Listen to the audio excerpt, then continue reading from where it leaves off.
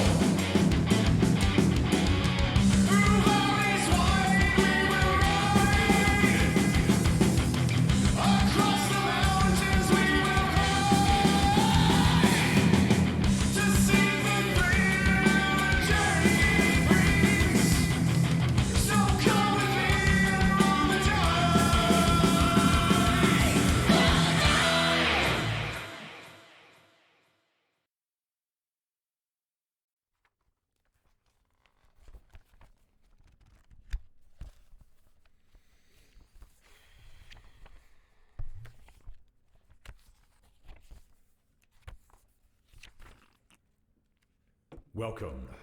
You find yourselves in the town tavern. Through the typical calm pierces an unfamiliar voice. It sings news of a nefarious power. A bard to herald a call to all who would answer. Seek out this villainy and destroy it. To succeed is to achieve everlasting glory and riches. Hello, we're live. Hello, everyone, and hello, all you mamas and moomies. Good evening. Welcome to Chromatic Chimera, where the story is made up. In the XP, it doesn't matter. Happy May 4th. May the 4th be with you and all that good junk. Oh, Welcome back to WovenRealm. This isn't Star Wars. This is 13th Age. And we play a sort of D20 fantasy RPG here. The game's fun. Pelgrane Press gives us their wonderful blessing, and you can use our code Chromatic on their website for a discount on 13th Age products. Well, we are back in the woven realms of Everencia with my friends here, the adventurers, the Emerald Caravan, with AJ as Constance of Eternal Trust, the Azamar Paladin, Chris as Soren Silverthorn, the half-elf bard, Sam as Oleander Morgenstern, the Spiritborn Necromancer, and Lucy as Azar Solaris, the half-elf cleric. I am Puddins Alex, and I am the game master. So if this is your first time, welcome. If you're coming back, welcome. And I'm just going to kind of jump into it because we got a lot to get through. Just a quick heads up, we're probably going to run a little longer than usual tonight. So I hope you really were looking forward to some WovenRealm because got a lot of it. Anyway, previously on WovenRealm, the Emerald Caravan were able to secure lodging at a discounted rate to rest for the night. Picking up from episode 8, Soren admitted his true feelings for Azara, telling her that he cares about her in a way he has not felt about anyone in a long time. Azara and Constance shared a nice chat about Soren's Fenris feelings for Azara, who pondered if she herself harbored such feelings for the bard. The two friends talked about how important they were to each other and how they became best friends on their journey. It was very nice. You can go watch it yourself because we have VODs. Oleander and Constance met in the early morning, skipped out on the training, with Oleander telling Constance the truth of what the Emerald Caravan had found at Eternal Trust, warning her of the good doctor. Oleander left Constance to come to her terms, her own terms with this information. So then the Emerald Caravan proceeded to Castle Nightflame, where they encountered a group of Ironsworn barring entry, claiming spirits haunted the halls of the castle. The group was able to convince them to allow entry, but the doors burst open with violet flames as Soren's book burst to life. Defeating Oberyn Nightflame and his twisted companions, the group made their way into the ruined halls of the castle. Delving deeper, Soren's book presented them with passages that further revealed the truth about the Moonlit King and Oberyn Eversummer. Both shared the same soul. As the Emerald Caravan delves deeper, Azara hopes she can find her mother, free her from the iron clutches of her family's past. All right, so any questions before we move forward? Comments, concerns? I mean, there's probably lots of those. I was about to say I have many concerns. But no, I'm good to go. All right. So, last we left the party, Azara and Soren finish helping Constance into her new Viridian armor before she places Fenris' green harlequin pattern coat on her shoulders. Oberyn Eversummer must not have been a large man because the armor fits Constance's shorter, smaller frame, compared to the legendary knight known for his might. That rhymed. Oops. Oleander makes a quick note of the strange armor, her magic picking up on a divine enchantment placed upon the set. The arcane energies betray Soren's book's usage as a means to bring this armor to the material plane. The old stone and bark walls of the castle call to you to delve further into the haunted corridors and hallways. Bioluminescent flowers and vines hang over the alcoves where the voice echoes from. Strange glowing worms look down towards you with moving eye stalks, swinging across the rafters and branches of the tree with a strange silk. You surely are in a weird place. And that's that voice you're hearing, Azara. It's all too familiar to you. You hear the voice, Azara, little star, how did you ever find me? And you see a flutter of violet light beaming from a distant hallway. Fluttering feathers of strange raptorian birds grab your attention, flying out nearby windows, leaving dark indigo feathers in their wake. Just jumping right into it here is Lucy. Just gonna get into your feelings, I guess. Yeah, can I see what direction the voice is coming from, or hear which direction it's coming from? Yeah, you've got that nice flash of violet light. How fitting, kind of pointing you in the right direction. I mean, fuck it, I go running. Like what? Sure. So you also hear her call out saying, "Do not be afraid. Father is only." There's a slight pause. Confused, and her voice hangs in the air like a temple bell tolling. The work bells of eternal trust calling out the end of the hard day. The Inquisitor's bells signaling the threat of heresy. The bells tolling out your final hours before the descent of the Demon Lord. Emerald Caravan, are we following Azara as she just goes absolutely bolting deeper into this castle? Yeah. Constance just fucking Naruto runs after her. I think I'm gonna head home, guys. I'm gonna go wait in the car. Yeah. All right. So this place, as you're like running through the halls and corridors, it grips at your heart and bores into your soul. Perhaps it's that mossy smell that hangs in the air. Perhaps it's the discomforting feeling that ghosts are wandering this hall, and you can only feign blissful ignorance. But Oleander, you, of course, in fact, totally can confirm that these ghosts are here should your caravan ask. Necromancer problems. And Azara, you hear this voice yet again as you're kind of like, you lose kind of like the idea of where the voice is because the dissonance in the halls as they grow larger kind of grows. Azara, are you there? Mom? Mom, where are you? So as you call out to your dearly beloved mother, violet footsteps erupt into small, misshapen pools of violet flames on the ground, as if a phantom itself were running towards your mother where she was at. Like leading away from me? Yeah, kind of like just leading in the direction. Like you're in this like large foyer with like quite a few options, but then the footsteps are guiding towards where she's calling from. Well, I don't trust that. But also, I don't have a lot of options. And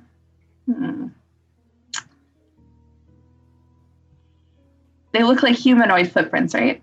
Yeah, they're just in pools of violet fire. About what size are they? People-sized. But like, I don't know, adult male size, adult female size? Like, what are we talking? Give me a wisdom check. Tracking.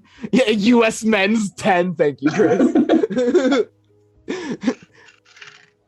like a ranger reading tracks type check.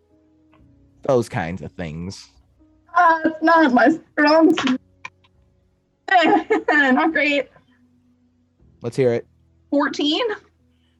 So you really these footsteps, they're pretty they're right in that range of, it's definitely a person of a smaller frame, but determining if it's like man or woman is actually pretty difficult. Yeah, I was more interested of like, well, I know the Moonlit King is a lot taller than I am, but I'd probably be just about my mother's height. So like, how much bigger are they than my feet, I guess?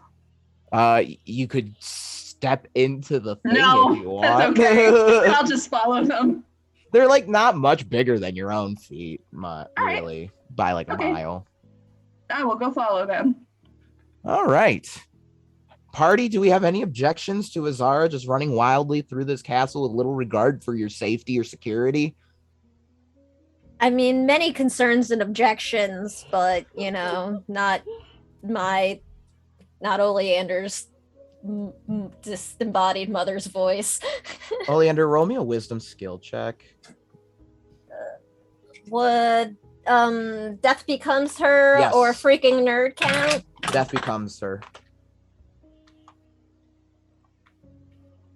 25. All right. You kind of feel like a wet dripping on your shoulder as you're making your way through the castle, passing by the ghosties. Okay. What? Like it just feels like general ghost presence, or does it? It's rather familiar, if I may say so myself. Kind of reminds you, your face hurts a little bit when you feel the cold drip. Remember, you don't really feel the cold typically. Okay. This drip is cold, and if you like look when you look toward it, it's like, got that black ichor that kind of like just drizzles and sloops its way to the ground. Is it coming from me, or is there a different source? Just the shadows around you. That's great. I'm not saying anything. Love it. I love how this caravan just like, this shit could get bad real fast here, but we're not gonna mention it. Oleander, like if someone's like behind Oleander, I feel like she might be in the back though, while everybody's like running after Azara because I am Right. slow. Like you might just see her be like, ugh, and like shake like the ichor off her hands. Yeah, and like Ida Um, kind of like gets your attention again to get you to catch up with the caravan. Yeah. I'll just sort of like call it like just be careful. There was definitely some undead shisa happening. But I don't say anything about the ichor. All right. So the footsteps. Oh, go ahead. I'm a cleric of sun domain, so I'm just gonna light my lance with holy light and keep running. Sure thing. Constance is probably just running dutifully behind. Absolutely. Azara. Azara's the responsible one. She never does anything impulsive, so Constance just follows her. She thinks everything through. Oh no. I And took Soren? my responsible hat off for tonight. Soren's walking at a displeased pace. All right. So the footsteps lead you to descending an uneven set of stairs. Swirling and corkscrewing tree branches provide a sort of flower and moss covered ramp for the wheelchair users in the group. The moss sports glowing bulbs that close shut as you walk past them, reopening after you are a sufficient distance away. Small foxfire spirits prance at the steps ahead of you, their flames burning violet into azure. Large, fuzzy pink ants crawl along the walls, scurrying away in a panic for the nearest crevice as you descend. The flame-like footsteps dissipate as you descend, appearing just moments ahead of you in a spark and dance. You are led into a strange garden, water somehow still flowing into the grove. A magic orb suspended into the ceiling glows from a large flowering plant, providing a moonlight light. Soft blue in the hue. Reeds and lily pads grasp at the shores of this garden, lush plants overgrowing the area within. So you're kind of left in this like castle garden here. It's a bit larger, you're not like in a hallway anymore. It's a pretty nice. It's actually, even though overgrown, the plants here are doing surprisingly well without any, tending or care. What kind of plants are they? Are they like Nature normal for this intelligence region? check.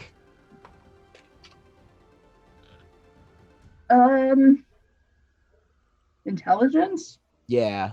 17. So a lot of these glowing bioluminescent plants are likely native to the area. The Anticosti Peninsula is known for being a part of the Enchanted Whispering Woods, which is like a fairy forest. Like there's just this like enchanted forest on the eastern side of the continent, and it would make sense that a lot of the glowy plants here would be native to the region for certain. So they are native to the region, but they are also fey shit. Yeah, I mean, a lot of the stuff in this area has fey shit. I mean, the people believe they have fey shit going on in their own DNA, so. All right. Are there any other exits from this garden? Oh, there's plenty of exits, actually. But as you're kind of looking around, Soren, your book hums like a phone receiving a text message. I pop her open. All right, so Flip I'm it gonna open. send you a nice little line here, Chris. Soren We're has just, a flip phone. Mm-hmm. we're just gonna keep doing this shit for a while here. Oberon, damn. I had one this morning. Or not this morning, that sounds bad. Oberon met his beloved defending her sacred grove lake from the bloodied hands of hunters. Come to hunt the holy Keelan that called these woods home. The Lady of the Lake saw in young Sir Eversummer's heart a noble kindness and perseverance, valor and love. And as Soren reads the passage, his form changes as a storm cloud surrounds him. When the cloud dissipates, Soren appears before you as a young Oberon Eversummer, standing boldly in this garden. You're unsure how it is happening, but rain begins to fall, pattering on Soren/Oberon's armor. Soren, you yourself can see through the mismatched eyes of Oberon Eversummer. You wear his armor, greatly resembling the new suit Constance just obtained. They're actually the same. You feel the rumble of thunder at your belt as the sword erudite calls to you. When you turn to Azara, instead of her, you see the beautiful Lady of the Lake, much younger than when you had met her the eve before. You can't help but feel a similar love for this Lady of the Lake that you feel for Azara, if not stronger in this moment, as you embody Gorweir's fairy aspect. As your memories mingle with Oberon's, forever recorded in your strange enchanted fairy tale storybook, the hunters appear before you, but in a hauntingly familiar shape. Artemis. Your grip on Erendite's hilt tightens as these imitations likely bring back unpleasant memories for a good number of you.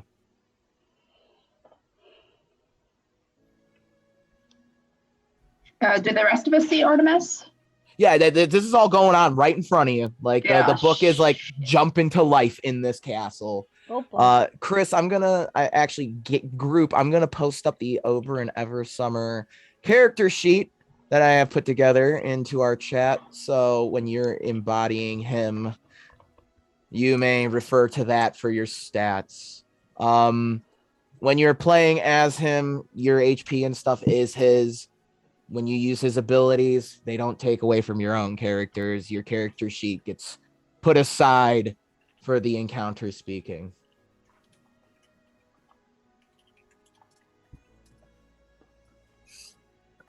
Okay. So you said that so like Soren's like watching this through his eyes, but he can't necessarily like act like. You can act through his eyes. You are basically embodying the character in this story, Oberon Eversummer. Okay. Like his memories are yours. You're feeling what he would feel. You're Gotcha. seeing what he would see. You have his character sheet now, Soren. You are him. I'm like a total 7 now, but whatever. Woof. Nah, Oberon's like a 12, man.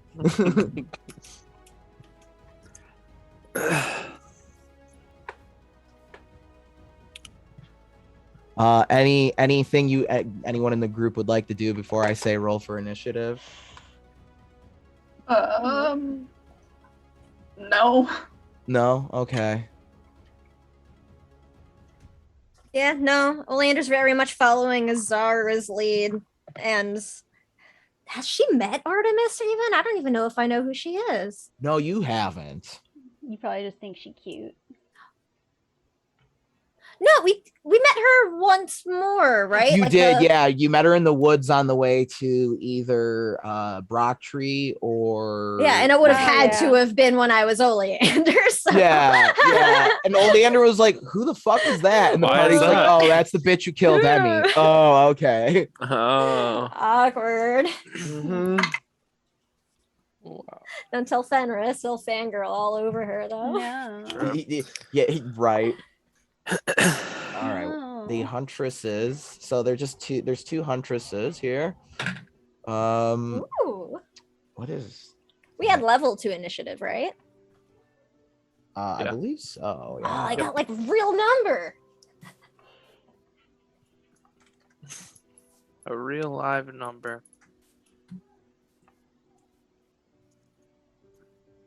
21. Sorry, Artemis got a 25. Yeah, I rolled really Damn. high on the nat. I got a 23. Stealing Sure my thing. thunder. I got a 21, which is probably the highest I've ever rolled as Oleander. Well, Soren is actually not Soren for this fight. I need to correct that. 20, what you say, Soren? 3. Soren Oberyn, and then 21 for Oleander, right? Soberin, if you will. Soberin. Soberin. Well, that's not accurate. Alrighty, so basically the scene here is you're at this Grove Lake. There are 2 imitations of Artemis, apparitions, if you will, present before you, ready to make their attacks. Emerald Caravan, are we ready? Yeah. Oh wait, they're Oh. both her? Damn. As will ever be. Are we supposed All to right. be Oh, able I don't to see a map. this? Yeah. Oh, are I we supposed to gotta get a map? swap. That's what I need to do. Oops. I Boom. cheated. There we I go. was already on it. Your GM Yeah, I cheated. GM access. cheaters. Yeah, right. So, okay. Let's see. Oh yeah, I forgot I still had that drain going. Yeah, everyone's got that still going, I Oh, think, yeah. a little bit. Oh, wait. Whoops. And I'm still irradiated, so that's fun. I have more ointment, I'm pretty sure. Nice. Give her a basket first, at least. Jeez, Soren. Yeah, come on, buddy. All right, so first Artemis is gonna summon the Moon Sword Familiar. Like kind of just like magically just comes out of a hilt and just flourishes in the air. The other one's gonna go towards Oberyn and make an attack here with a sword. Oh damn, that's me. Fuck. Sure is. 9 to hit. No. All right, let's see. Yep. So the sword flourishes across the air, the curved blade, but you're able to masterfully block it with your shield bearing the crest of a 6-winged hawk. Oberyn, it's your turn to follow up. Fuck yeah. I'm gonna use my bastard sword. So you're gonna use Aaron Dyke. Got it. 22 to hit. Yeah, that'll hit. Oh, I don't have any D8s. This is a code red. Code red. Code red. Oh boy, 1 second. I'm sorry. Okay, that'll do.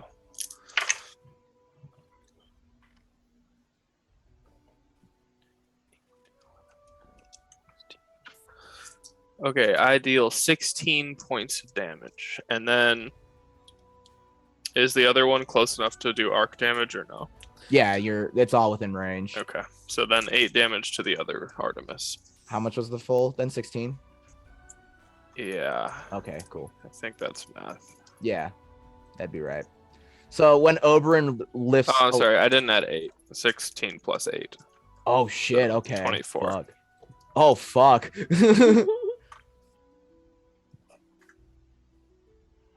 All right, so the sword flourishes across the air. The roar of thunder cracks across the sky.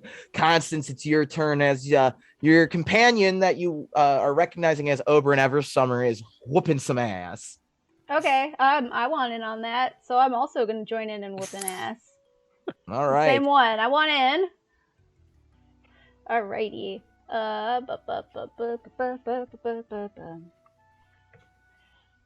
Dirty 20 to hit. How much? Dirty 20. Yeah, that'll hit. Total. Oh god, 10 damage. All right, so Constance, you come bounding up from behind Oberyn, holding the shield up, ready to block a counterattack. Kind of springboarding off the shield and hitting the Huntress, and on your way down with your Cyclone staff. Anything else with your Whack. turn? I'm gonna activate my Halo. All righty, Oleander, it is your turn. I'm just gonna. I'm gonna save my cool stuff for now. I'm just gonna magic missile her. All right. Yeah, I would recommend saving your cool stuff. We got a shit ton of fighting to do tonight.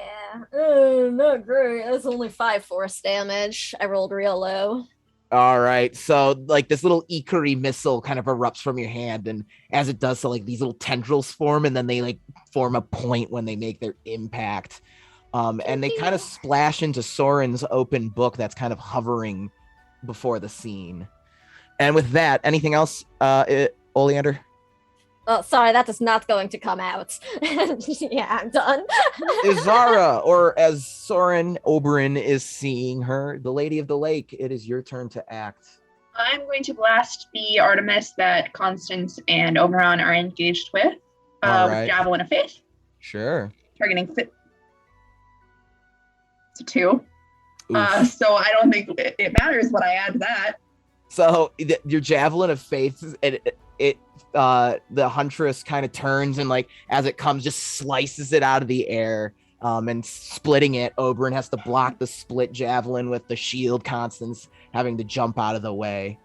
We are not off to a strong start with these rolls tonight, folks. All right. Well, we're back. And then I will summon my 3 motes of stars, and that's it. There we go. We're back at the top with escalation die going up to 1. Artemis's will attack. One's gonna shoot a bow at Izara. With a nat 1, that shot's gonna go wide and end up hitting her friend. I gotta roll damage on that. Where's my D8s? Come on. I'm over here like, oh, you gotta roll D8s, and I don't have my own ready to go. Who am I? Dealing 6 damage to the other Artemis. And then the Moonlight Sword is going to go floating towards Izara as well and is going to make an attack. Izara, that is a 15 versus AC to hit. Miss.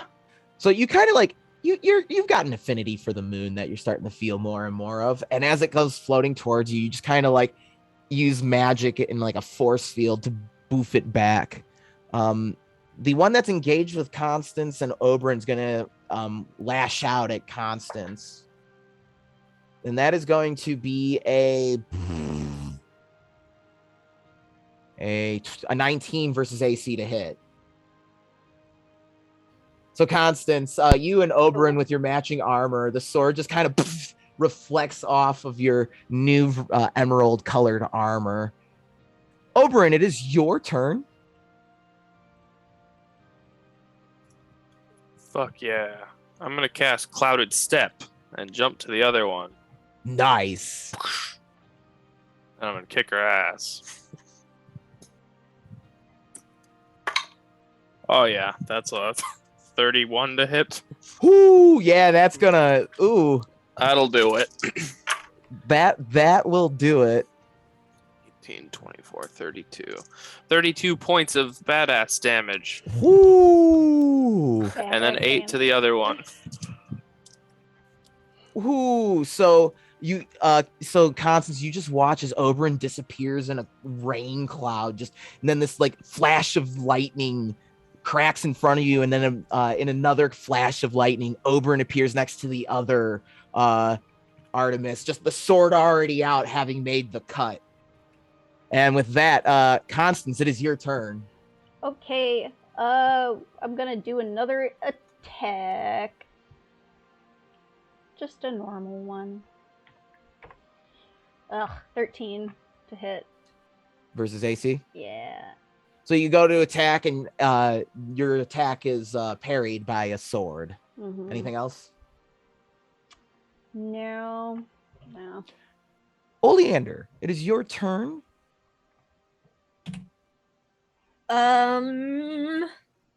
Yeah, I'm just gonna keep going with the magic missile because actually, you know what?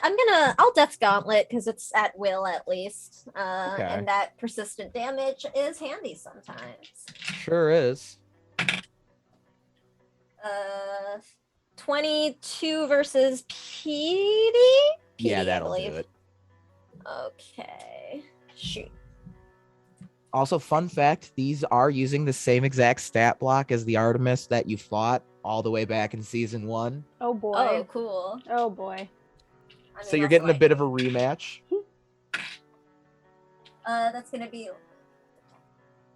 15 ongoing negative energy damage. I'm gonna zap the one that Constance is engaged with.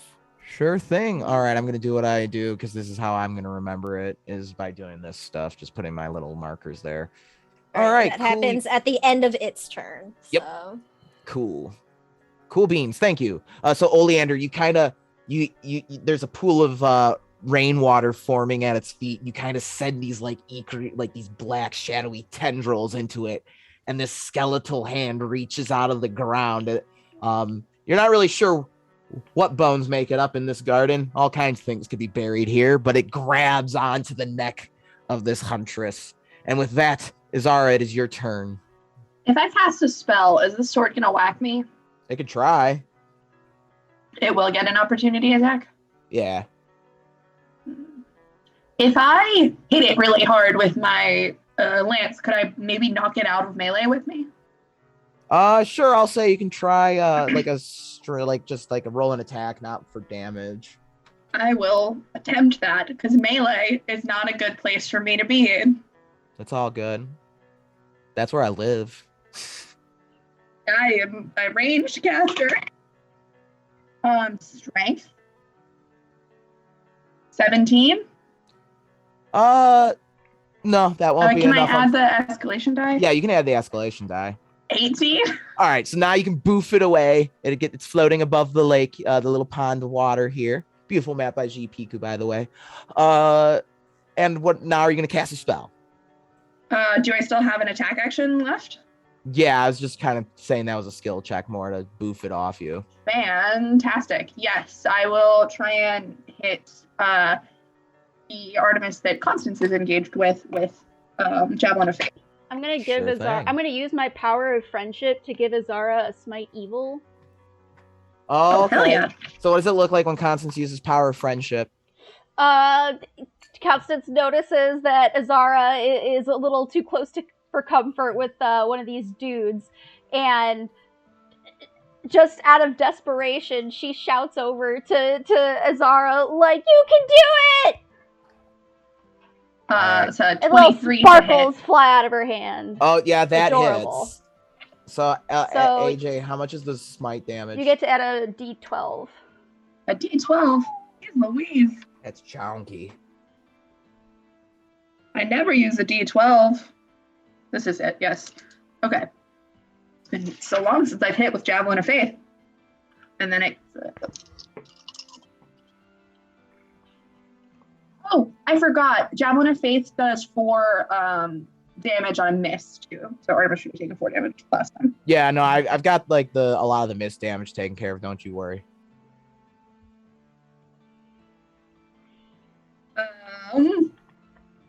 22 points of radiant damage. Alrighty. So so as you're charged up, feeling perseverance as Constance cheers you on, That's the my lance- bestie!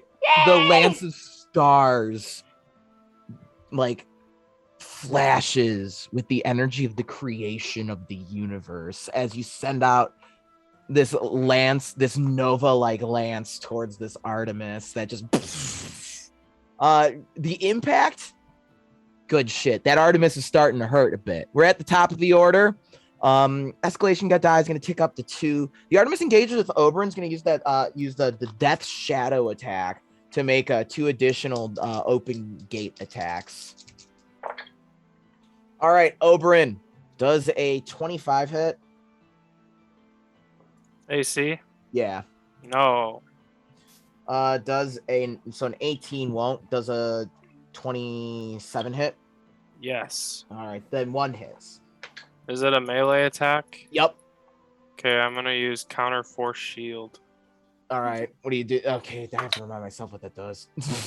Hold on.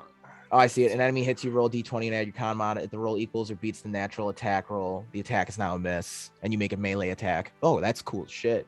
Forgot to It's put just that a in there. 19, so it's That's the not. nat. Oh. All right, so I you get to make a beat his follow-up ass? attack. Yeah. Oh yeah. Oh, I rolled terribly. 14 plus escalation die, so 16 to hit. AC. Yeah. That will not hit. So you kind of like, so the sword, it's just like, whoosh, whoosh, whoosh, and you're just kind of like blocking with the shield. And on the last one, you do the old Elden Ring parry. We're just like, poof, and you get your opening out of it. But you whiff on the opening. There's a lot going on. I mean, your crush is right there, and you don't want to blow it right now. Oh And wait, it says don't roll another die. Use the number you just rolled. So I would have rolled a a 28 to hit. Oh yeah, instead. that'll hit then. So yeah, then Yeah. you get your nice, then you get the nice follow-up stab that you get in Elden Ring against the bosses when you parry them. Yeah. Amazing. And they make it look so degrading too to the boss. It's great. 32 damage. Fuck. All right, so yeah, Oberyn just kind of parries the blade aside with the shield and then just drives Erendite in, sending just sparks of lightning just flying. And then the other one's just gonna attack Constance. Oleander, is there a save attached to that ongoing damage spell, or is that just the rest of the battle till it dies? You can spend an action to make a hard save. There it is. Otherwise, it continues. Yeah, but that's like losing a whole ass action. Yeah, it is. Yeah, that shit sucks, yo. An 11 won't hit Constance. Constance, you're able to your armor is just eating this damage. Wahahaha. Oberyn, it is your turn. Sick. It feels like I just went, but I'm gonna Reactions are so I love interrupts. I'm action gonna economy. keep hitting this thing. 24 to hit. Yeah, that'll hit. Cool. 23. Holy shit. 39 points of damage. And 8 to the other one. Boom. All right, so there's just lightning comes striking down as Soren's sword, or Oberyn's sword, does just the massive amounts of just pain to this huntress. Constance, it is your turn. Both these hunters are looking much worse for wear than when you first encountered them. All right. So, question about my. Oh no, it's once per day. Never mind. Okay, we're not going to activate my helmet then. We're just going to attack. It's a 26 to hit. Yeah, that'll hit. Nice. And then damage is 14. 40. 14. Okay. I'm not that strong.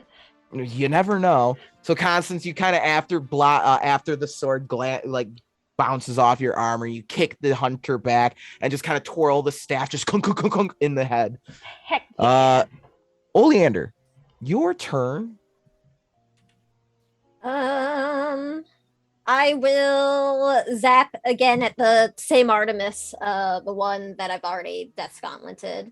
Yeah. Right, she's still up. Yeah, she's hurting real bad though. All right, I'm gonna magic missile for 11 force damage. Nice. Okay. So that's just your Ikari magic missiles are they start out as normal magic missiles, but then like tendrils just kind of just engulf it. And with that, anything else? No, that's all I'm gonna do. Izara, you've got the turn now. Yeah, what I'm saying, same Artemis. Actually, that Artemis is taking that ongoing damage, isn't she?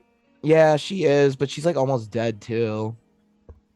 I'll let the ongoing damage take care of her, I guess. I'll start targeting the other Artemis then. Javelin of Faith. Jesus Christ, these rolls!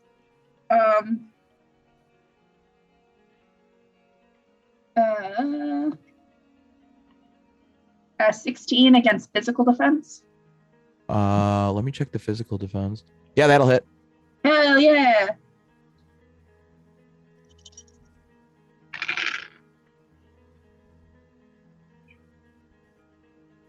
$16 points of radiant damage, and then I'm going to summon 3 more motes of stars, and that's my turn. So there's just another beam of light that goes towards Oberyn, and that Artemis just bursts into a flock of moths as you delete her from this story. And with that, we go to the top of the order. Escalation die ticks up to 3. That's for killing our friend. Then Artemis is just gonna make 3 attacks against Constance here in a last bit of desperation. That's fair. Constance, does a 25 hit? Ooh, does it? Ooh. Yes. Alrighty, so I keep losing my D8s. It's the damage I've been rolling this whole damn fight. 9 points of damage. That's going to be a miss. A nat 20, so that's a crit on you. 10 points of damage on a crit. Total? Yep. Oh. All right. Yeah. Cool. No complaining Rolled low. I'm not complaining. And then we'll take the 15 ongoing. And with that, Oberyn, it is your turn. Right. I am going to cast Flying Blade. Nice.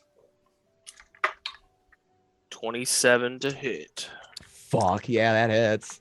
It's gonna be like 1,000 damage.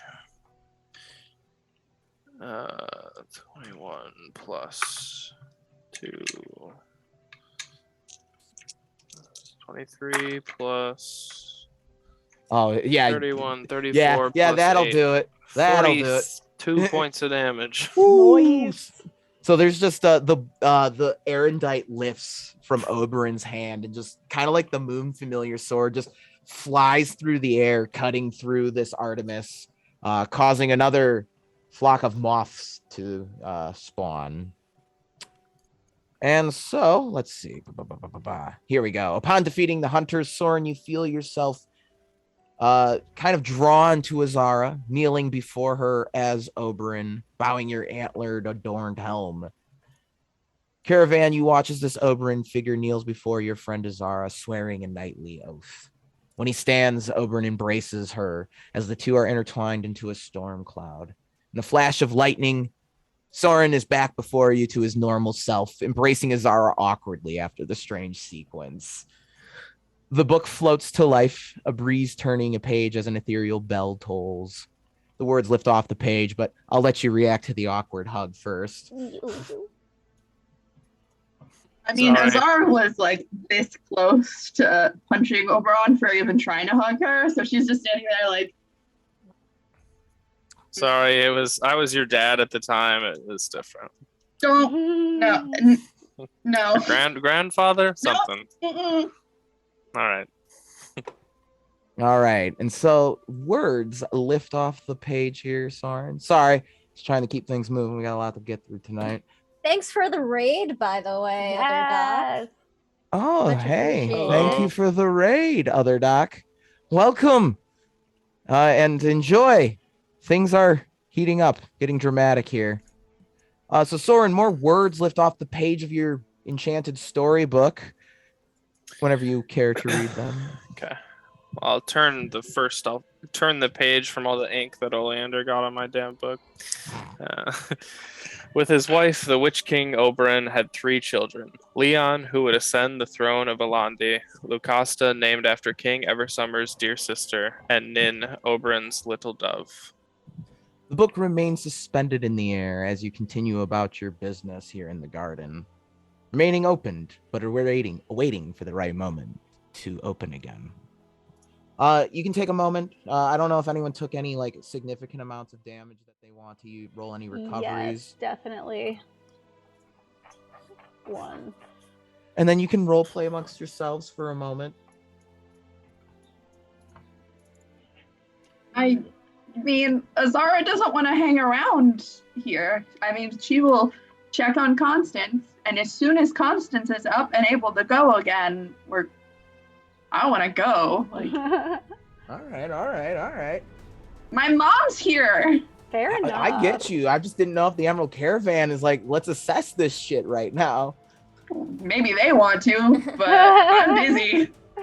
I am actually curious, I guess, with Azara's mother's voice, can Oleander tell if it sounds like something arcane? Like, she was kind of recently lured into a trap with a fake voice and shit, so... Give me a vibe check via the arcane. Okay. Would Death Become Sure or Freaking Nerd work? Freaking Nerd's gonna work here. 21. You can definitely tell the voice is coming from a natural source, although, Okay. I mean, Azara's mother is magic in nature. There's an innate magic to Tamlin Right, but it's not necessarily a specifically undead or It's artificial. It's not artificial. You can tell it's coming from the source itself. Or like an arcane spell mimicking a voice or something. Yeah, okay. that's not Cool. what's going on here. Yeah, it's what I'm checking for. And as you're listening for Azara's mom's voice, another harsh voice echoes through the castle walls. Little dove, I will keep you safe from these interlopers.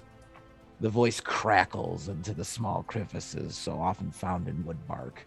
The pond in the center of this softly glowing garden reflects a strangely moon-shaped crescent off its surface. Its stillness is disturbed by the rumble of the thunder carried on this voice. A strange chill overcomes you in the air. In the shimmering light, more words jump to life from the pages of Soren's book.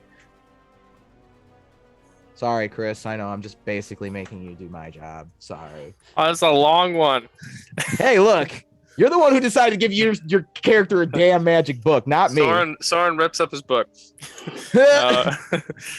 Leon carried. I'm just teasing. Leon carried on the tradition of the sword, becoming a knight himself. Lucasta became a legend herself, spawning the Tree of Myrrh. After their father and mother left for the Forest of Fairies, they warred with each other for their father's kingdom. Forever dividing the Anticosti, the consequences of their conflict echoes to this very day. And as you frantically listen for the voices again, only silence falls upon the air, with the creaking of the ruins and skittering of small creatures providing ambience. The castle garden gives way to corridors in many directions. Dr. Scalecut's advice echoes in your mind as a bright blue light glimmers from the soft wings of a fluttering butterfly that passes by you. Follow the butterflies. Wait, we're not actually going to follow that, I'm right? gone. Okay. Makes sense to me. Fuck no. Alander was somewhat raised by cat. I'm not following that shit. Everyone hide their peppermints. It's gonna get crazy. Magic missile for goodness. That No. I shoot the butterfly. After all, it is what Dr. Dr.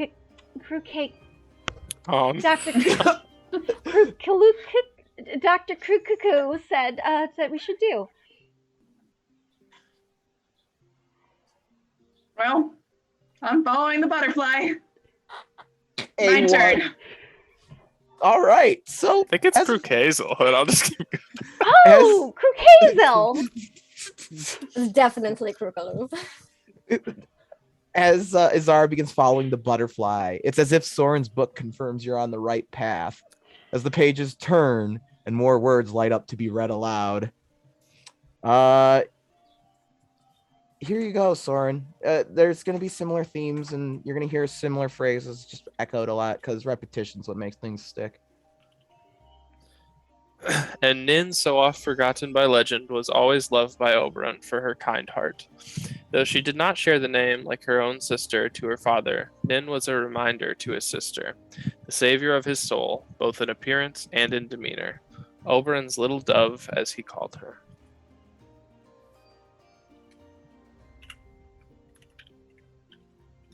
Ooh, spoopy.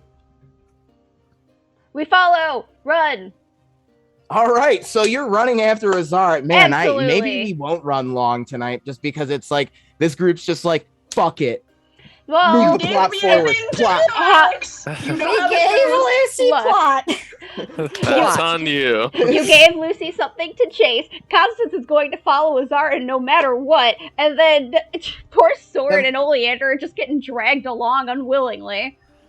Not even Like, supposed to be here God. today. Oleander's like, what the fuck is going on? I've got a literal war to fight. Were we getting paid for this? The haunted halls of the castle continue to grow as you make your way through the corridors and passageways. You pass by various rooms that you have come to expect in a castle after the Emerald Caravan has spent some time in them. Some of you more than others. Parlor rooms, studies, and others. There's other rooms you can't make out, lost to the relentless ravages of time. But the room that you're being led to opens up into a sprawling space, stained glass windows providing some light within this tree castle. Bioluminescent flowers grow in patches of dirt around cracked pots and urns, giving light to the myriad of weathered, ruined paintings and artisanal masterworks that once beautifully lined this gallery. The book at Soren's side floats toward a painting, words scrawling into the air as an eakery black ink lifts off the page and gives a radioactive glow. I'll give Soren a break here. Whoever wants to kind of read the glowy page may step up, and I will send you said passage. Sure. You can do it. Oh, go ahead, Lucy. You can if you want to. No, but... this is Azara's moment. There you go. I sent it to Lucy. stuff. Azara's doing it. Oh boy. Look, it could start screaming. You never know. No. Son of Eversummer, Oberon's father only ever showed him cruelty. Unworthy of affection to he, the young Eversummer was only good to his family for his ability to fight. Son of Flame, Oberon's soul forever tied to the cursed lineage of the Darunes, and Absinthe Morrigan's raven blood would live on through him. As you scan the art gallery, a painting catches your eye as it's kind of being brought back to life. You're likely struck by the fact that as Azara was reading this passage, the painting was restored by an invisible hand with masterful brush strokes. As the ghostly painter finishes the portrait, you're presented with the image of two young individuals. One, a young man with long Stygian blue hair and the mismatched eyes you've come to associate with Gorweir. This must be a young Oberon Eversummer. Sitting next to him must be a relative, judging from their similar appearances. With her violet hair and eyes, the bespectacled young half-elf lady bears a strange resemblance to your dear friend Azara. Words clearly from Soren's book pour from the painting itself, like this ichor, but dyed with various colors, as the violet light in the room grows more intense. Who wants to read? Okie dokie. All right, Constance, you're up next. All right. 'Twas Oberon's sister Lucasta who saved his very soul. It was her kindness that lived on in Nin, and it was she who inspired the young knight to be brave, to be bold, to persevere and to love, to protect that the Witch King held dear, even when it came at a heavy price. And as Constance finishes each phrase, those words drip down into the ground, crawling up the walls like a sleek oil. The inky tendrils wrap around Oleander, engulfing Faye, and taking on a silhouette like that of a young Oberon Eversummer, as if from the painting itself. The substance solidifies, preventing you with the incarnation of the Green Knight yet again, standing in Oleander's place. Okay, so, how we feeling, folks? How's the Emerald Caravan doing? This is fine. It's all okay. You know. This is fine. All This is right. Normal. Totally normal. Oleander, I'm gonna get up in your feelings right now, okay? Okay. All right, Oleander, you see through the copper and silver eyes of Oberon Eversummer as you frantically make sense of your new form. When you gaze upon Azara, you don't see your friend, but rather you see the young woman from the portrait, dressed in one of the robes the residents of Nin's Fire were wearing. You see a strong connection. You feel this strong connection with her like that when you and Apollo were younger. But there's no betrayal, and there's only love and care. Memories flood through you as if you instantly relived your childhood, but instead of being separated from your twin brother, he was always there to protect you from your enemies abroad and at home. And as these words pour from the book, the last ones hitting the ground, there's a spark of violet as flames serve as a fuse to cause the gallery to erupt in violet fire as the eakery oil goes up in a purple light. As Constance reads, or as the next section is read aloud, because I don't want to force reading on anyone else right now. The flames spawn in the shape of this woman with massive raven's wings. To Oleander, she is mother. Lady Guinevere Nightflame cometh to claim the people of Anticost as her own. And that's when you hear the words echo, Lady Guinevere, mother to Oberyn, Lord Uther's mistress turned wife, daughter to the traitor, daughter to the Raven Queen, took up the sword Nightflame, did she, to usurp the forest's throne. But stalwart Oberyn stood between her and his family's destruction. Let's roll initiative. Oh yay! Unless you want to just, you want to keep your initiatives because those are really fucking good, and we'll just why re-roll every time? That just takes time. That's quicker. Yeah. So just quick note of order. Just Oberyn's going to be a 21 now instead, and then Soren, you're going to be a nice 23. You just let me know if you want to re-roll at some point. But I think honestly, I hope you'll outpace most of the enemies, but we shall find out. All right, well, so first things first, the moth swarm is going to be going last with an 8.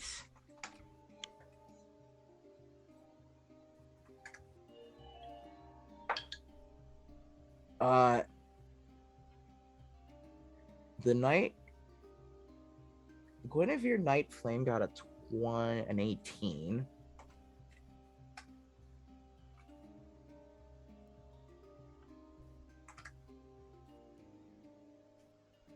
And then I need to do the Nightflame channelers. They got a 10. Okay.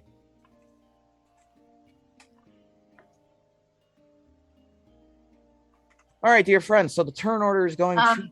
Yes. I don't see myself in the order. Where did you go? Yeah, where did you go? What'd you have before for an initiative? I had a 15. Okay, do you want to change that by chance, or do you want to? I rolled a 23 this time. All right, then we're gonna give you a 23 then.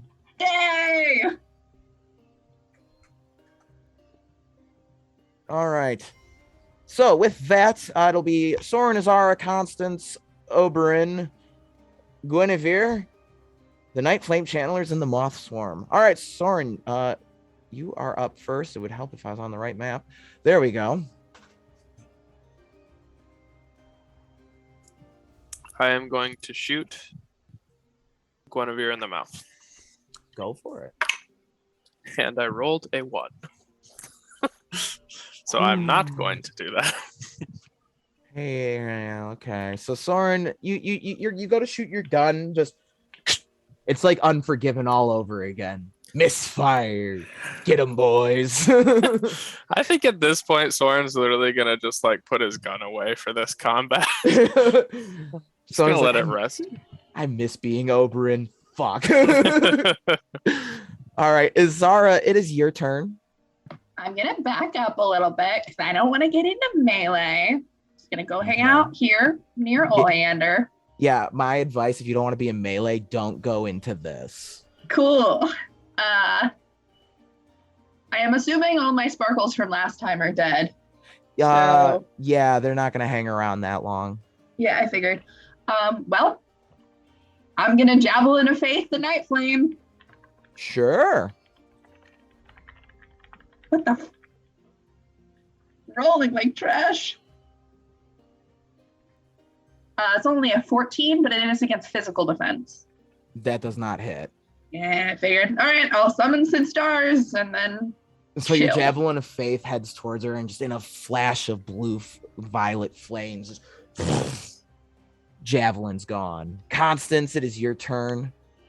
I guess Constance is gonna try to get through that swarm of moths. Alrighty. Hold on. I need to plop a Constance token down. There she is. Okay, so I guess I'm just... Can I, like, try to cut a path through, or do I need to, like, attack all of them, or You can try and attack them. Okay. There is a lot of them, and it's kind of like swarm deal. Or if you want to move through them, you could make a disengage check. Or Okay. yeah, you'd have to succeed on a disengage check or take damage. Okay,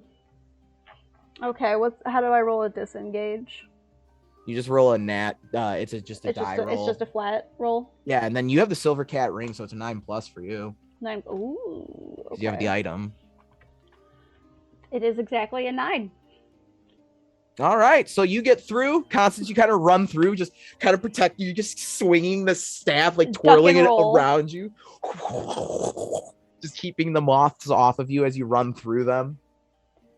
All right, I pop out on the other side, and I'm gonna try to attack the big wingy lady. It's a shame she's flying and you can't get up there. Fuck. Okay, I'm gonna attack the little purple dudes that are on the ground. Yeah. Oh yeah. Go ahead, attack those. Go. The Night Flame Channelers. Yeah, just whichever one's closest to me. I'm gonna attack that with with a regular attack. Dirty 20. Yeah, that'll hit. 20 damage. Yeah, that's enough to just in a flash of flame. That channeler's gone. Heck yeah. Anything else, Constance? I'm gonna activate my halo again because that's once per battle. Right. Oberyn, it is your turn. Okay. Oleander. Yeah. So Gwyn Nightflame is flying, so I'm not going to be able to get into melee with her, even if I get through there, right? No, but you could shoot her with Yeah, I'm gonna use my flying blade to hit her. I think that's probably my best bet, right? Yeah, and don't forget you get an extra die of damage for thunder lightning spells too. Right. Okay. All right. Let me see. So, 24. Yeah, that'll hit. That's even without wisdom, so more than that. Yeah. Ooh, and it's a natural even, so that's an extra 3d6 thunder on top of it.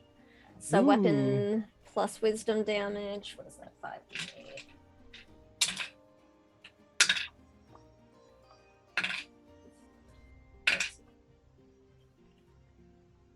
Uh, 19. That's 3.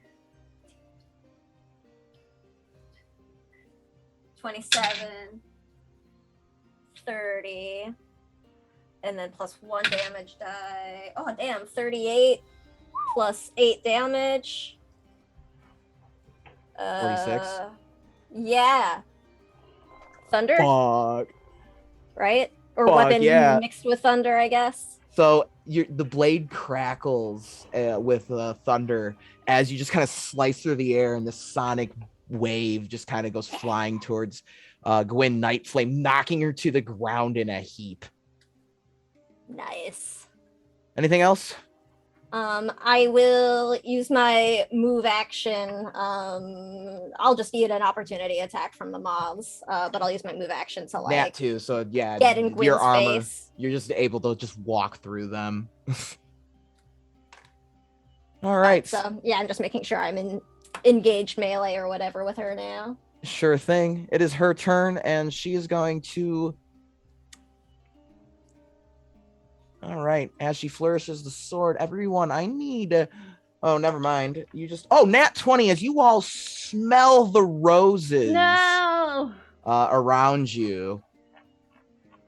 Oberyn,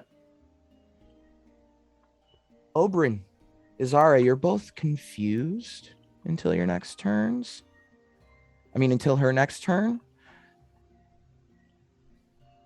And everyone else will be inflicted with 1 point of terror. Soren, you're going up to 2, buddy. Yay.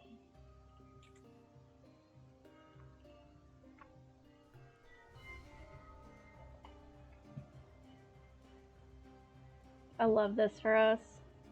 This is awesome. This is fun. Wait, is terror related to fear? Because I can't be feared. Ha! There are it depends how far along on the terror thing you are. But I'm not. There is a wiki page for the terror condition. But my and arm what says happens. I can't be feared. My arm Then you ignore the fear condition parts of it. You would only be concerned when you reach terror 4, when you become vulnerable permanently. Okay. Same thing to the other Oberyn then. Whoever's being Oberyn presently. Yes.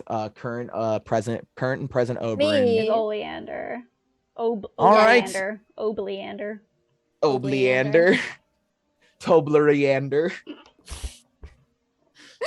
All right, the Night Flame Channelers are going to be they're going to channel flames.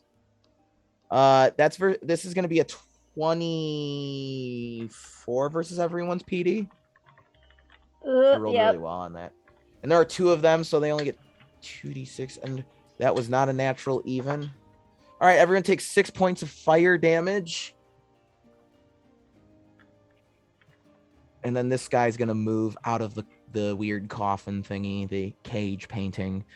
The Moth Swarm is up. Now, the Moth Swarm, they don't act like normal things. Anyone caught in the Moth Swarm is going to be weakened. And just don't end your turn, because that's when they'll hit you or when you move through them. And they're going to... Oh, hey, you guys are groups. Don't be doing that to me. There we go. Yeah, they're going to move right there. Oh, yay. So we're going to go to the top of the order. Escalation die goes up to 1. And Soren, it is your turn. You're surrounded by moths. Sick. So if you attack, you won't eat an attack of op, but you'll have to eat -4. If I move? If you move, you can make a disengage to get out. If I attack the moths, do I get a -4 still?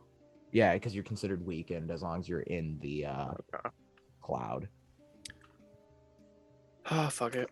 All right, he's just gonna really disgruntledly get out his knives that he hasn't used since like you met him, and just under his breath he's just like, I don't know why Dad taught me really well with these, and I use this stupid gun, and I'm just he's just grunting to himself, and then he's gonna throw a dagger at the nearest moth.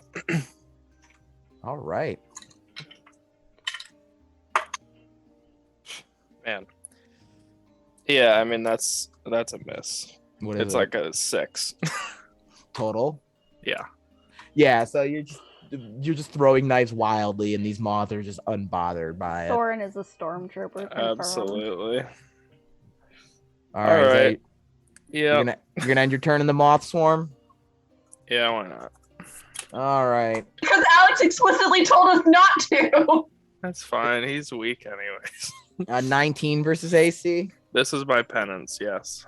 Your penance? What'd you do? I missed with 2 1s basically in a row. 12 points of damage as the moths kind of tear at you and just... Thank you.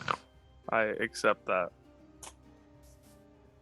All right. Azara, it is your turn. I want to get out of the moths. I Disengage. explicitly came here so I wouldn't be in melee. But can I still move when I'm confused? I can, right? Yeah, but you're gonna have to attack. Well, basically, you're still gonna have to attack a friend at random here. Yeah. Good news. Terrible at that. Looks like But it's -4, right? yeah. So you're attacking Oberyn here. Okay. Well. I don't know how did Oleander end up on this map. I specifically. Sorry. It's an 18. It's the best I've rolled all night. Who are you fighting up against? You said Oberyn, right? Oh yeah. My bad. Sorry, I got caught up in something. That'll not hit. Oberyn's got a lot of armor. Wait, where are we attacking Oberyn? What? Why are we Because I'm attacking confused. Oberyn? Oh, okay. I would like to get out of the moth now. All right. Well, you're gonna have to make a disengage check. Yeah. Oh, it's a 17. All right, you successfully get out of the moth cloud. Yay! And with that, we go to Constance. It is your turn. Constance is also confused as to why we're attacking Oberyn. But is the wingy lady within reach now? Yeah, she's on the ground. Okay, I'm gonna give her Oberyander took care of that for us. Nice. I'm gonna do a big heckin' smite on that bitch. All right. Oh, nat 20. Okay. All right.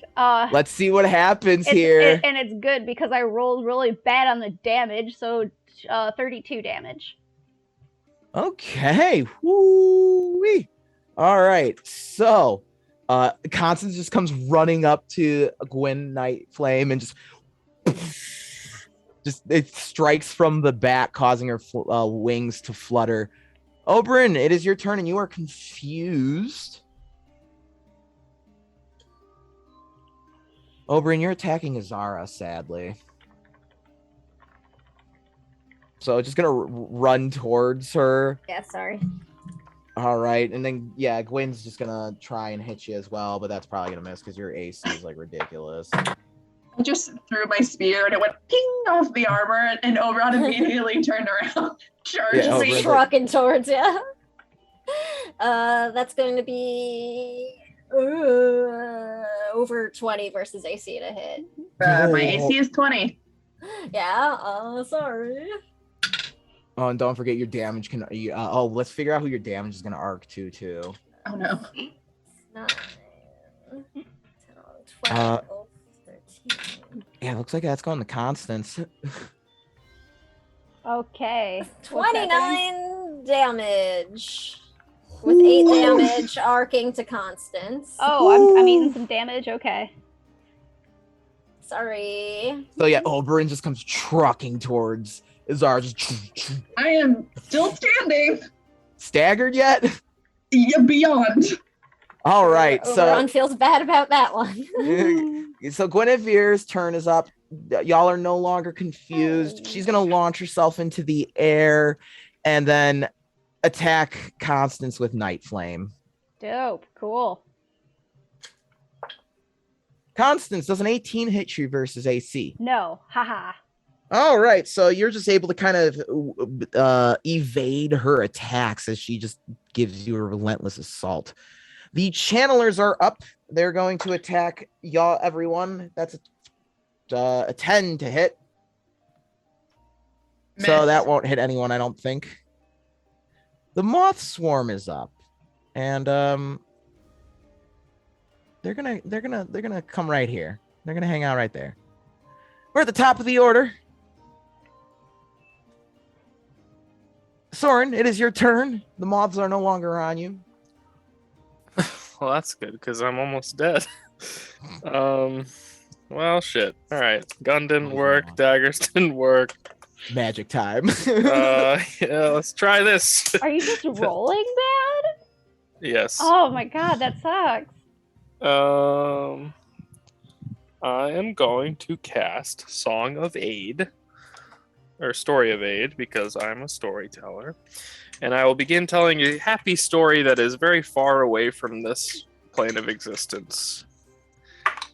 About 3 happy friends visiting a festival or something like that. And so Song of Aid is going to give Azara 9 temporary hit points. Thank you. Ooh. And then that's his quick action. So with his main action, he's going to throw another dagger. Where are we throwing it? I don't know yet. I guess just that. I'll just go for a channeler. I feel like they're annoying me. God, 18 to hit AC. Let me check. Yeah, yep. Cool. That's gonna be. I did say a dagger, so that's less damage. 12 plus 3, 15 points of damage. All right, you delete another one. Cool. Just they kind of burst into a thing of flames.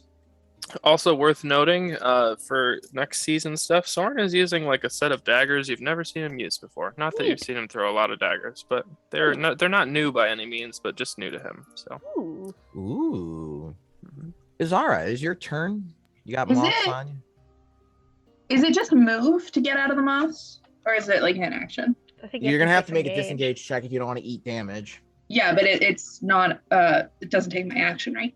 No. Okay, I'm gonna do that. That's a 13. Yeah, that's good. You're able to escape. Woohoo! Not that far. I do not want to be that close. Okay. Who looks bad? Who's in rough shape? I thought it was Soren and you. Soren's about to die. Yeah. Is Constance okay? Constance is fine. Okay, well, for now. My spell affects 3 creatures. I mean, so you she can could have some use HP some. as well. She could use some. Okay, me, Oberon's Soren, Constance. Me, Soren, and Constance all get to use a recovery. Do we spend it or is it free? No, you have to spend it, unfortunately. Boo. Okay. And then my minor action. Can I attack with my Motes of Starlight with my minor action, or is that a... You had to disengage for that one, so not this turn. Okay. And that's my turn. All right, Constance, you're up. All right. We're gonna do another Heckin' Smite, I think. Sorry, I've got too many windows open. Okay, escalation 2. And we gonna smite. Nat 1. I'm sad. I got a nat 1. Ooh. Oh, sorry, I thought you heard me. No, I did not hear that. Yeah, no, I'm sad. Okay, I got a nat 1. Rough, buddy. Yeah, that's Is there really anything sad. else you would like to do with your turn? Cry maybe after that roll? Oh, I wasted a smite on that too. How is Azara looking? Significantly better, but still not fantastic. Okay. Would she like another recovery? I'm burning through recovery. No, actually, it would be one of mine. You get a free one. Oh, I would love one. Okay. Also, everybody who I heals, don't forget to add hit points equal to double my level to your recovery. So 8 extra. Yeah, you get to add 8 as well. Okay, thank you. Oh, actually 6. Sorry, you get to add 6. My bad. Yep, that's it. That's all for me. All right, Oberon, it is your turn. Okay, Gwyn Nightflame is still on the ground though, right? Yeah, she is still grounded. All right. Yeah, I'm gonna do the same thing. I'm just gonna sort of rush over and try to attack her. I'm gonna try and use my freezing strike to see if I can get her to be stuck so she can't go flying away. Very nice. Plus weapon, plus wisdom. That's gonna be 20. Yeah, that hits. 20. Yeah, that hits. 23. All right, so then. Shit, that's so many dice. Okay, I don't have enough to be rolling for Oberon.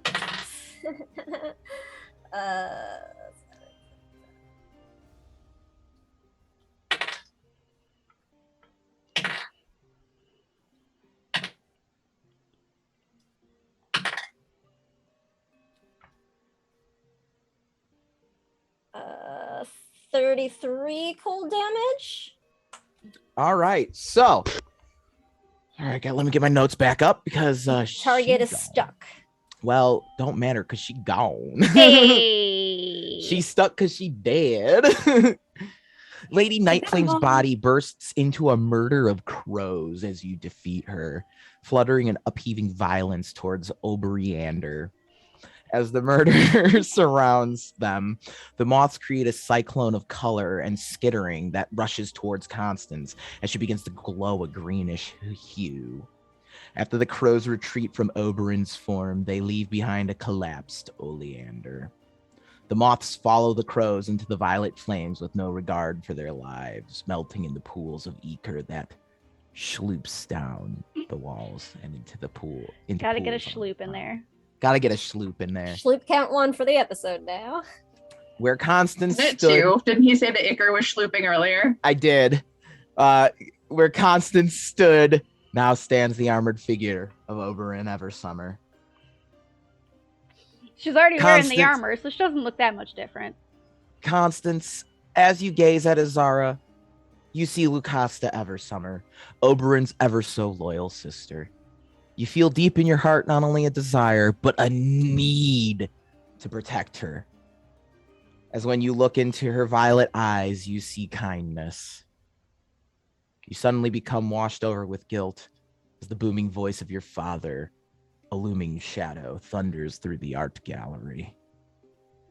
Oleander, tendrils writhe all around you as the pools of Icar sing to you in a discordant song. The voice in the darkness calls to you, welling up as the book's power grows in this strange place. You feel the anger and resentment within the demon's heart of darkness in your very own. We're going to go to break real quick. All right. Cool. And then Dramatic. we'll be right back. Okay. We shall see you boy. all shortly. Bye. Bye.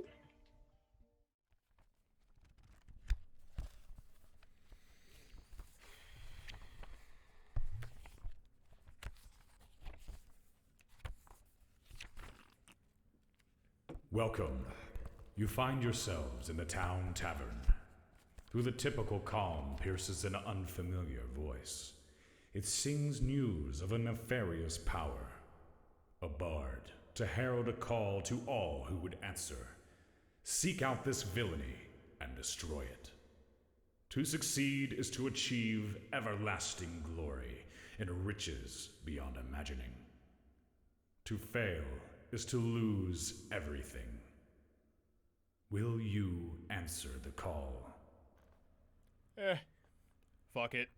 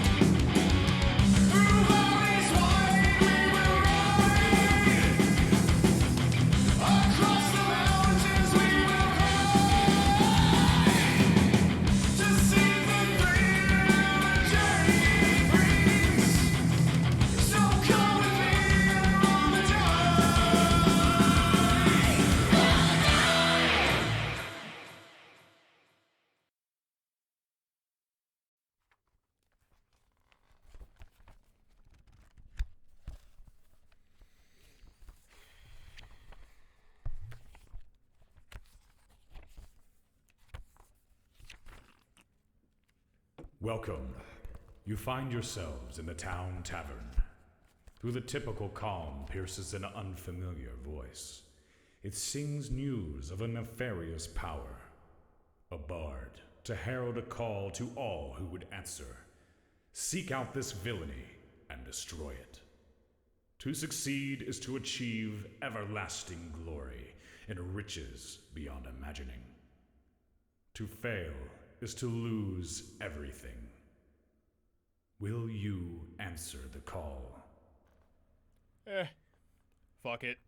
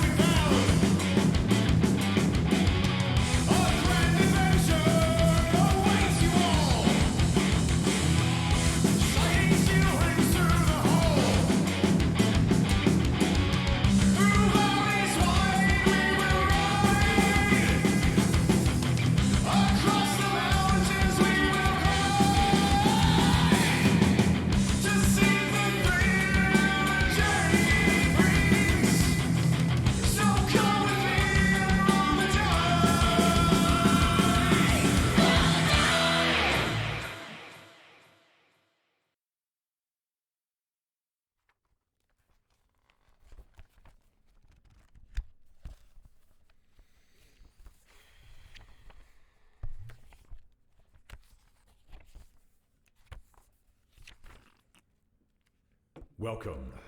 You find yourselves in the town tavern. Through the typical calm pierces an unfamiliar voice. It sings news of a nefarious power. A bard to herald a call to all who would answer. Seek out this villainy and destroy it. To succeed is to achieve everlasting glory and riches beyond imagining. To fail is to lose everything. Will you answer the call? Fuck it.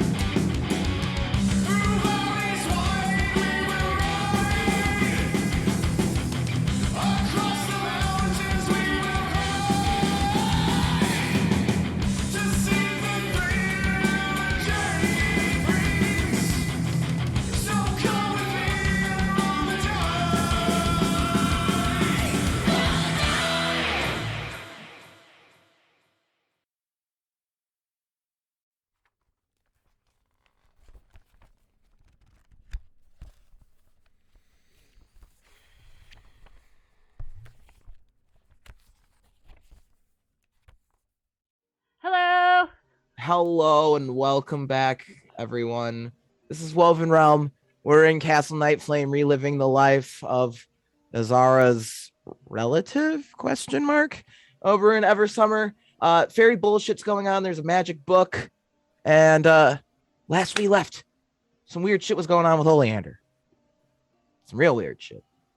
So, Oleander, Soren, Oleander's giving you a death glare that perhaps the only other time you've ever received such a death glare is when she learned of your hand and her death, ordering Isidore to the deed.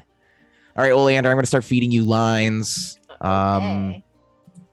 So, that's not you. That's Chris's DMs. Oh. That book, it does not belong to you. You worthless cur. And I'm feeding you another line. Wherever did you find such a thing? 5-finger discount.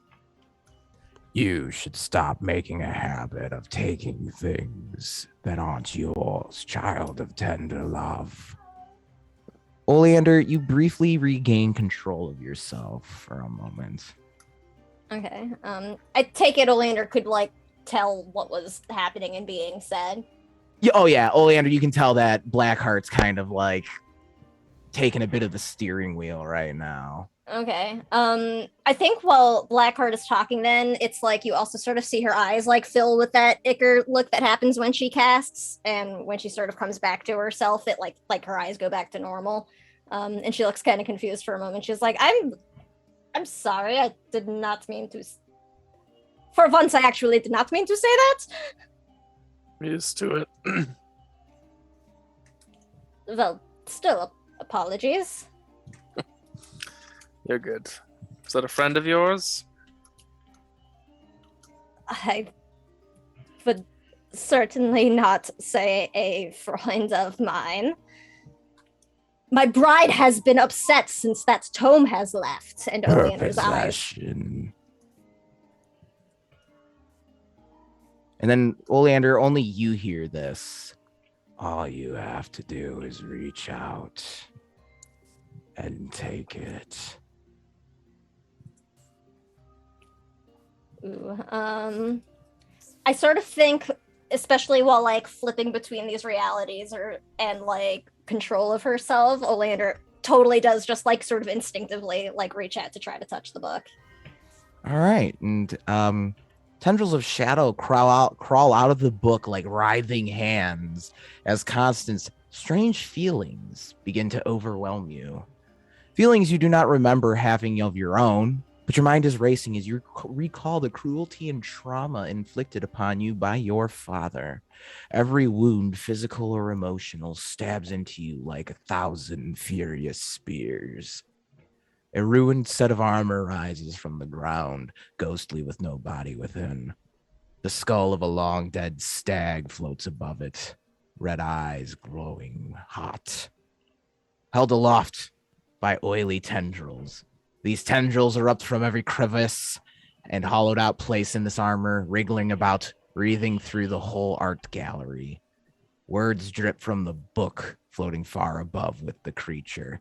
All right, I gotta switch over our Roll20 screen real quick here, because now we're getting, it's fucking terrifying now. Yay. I gotta plop everyone down. Okay, so we got Oleander. We got there's a Constance. I see Nazara. Constance I'm actually. Not, yeah. I was gonna say you're gonna be sitting this one out, dear friend, as we are now. So there's a passage that echoes out from the book. In that moment, Oberyn looked into their father's eyes and said, "Enough is enough. No more of your cruelty.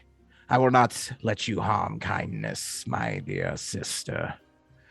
Oberyn was no longer afraid of his wicked father. Uther Eversummer's bastard was afraid of him. His son, Oberyn, however, was not. Now was the time for Uther to face penance for the sins of the father he had committed.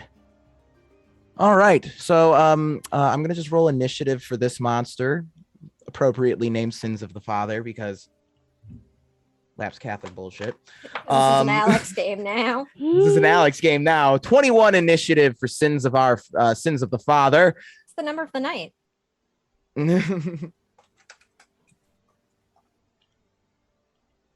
All right. So, here's where it gets fucky. Oleander, you're actually the one whose turn it is. Appropriately, actually, that kind of worked out. That's neat. Constance, you're gonna be Oberyn now, and Sins of the Father is gonna go after you. And now I just need to roll for the trauma tendrils. Oh boy.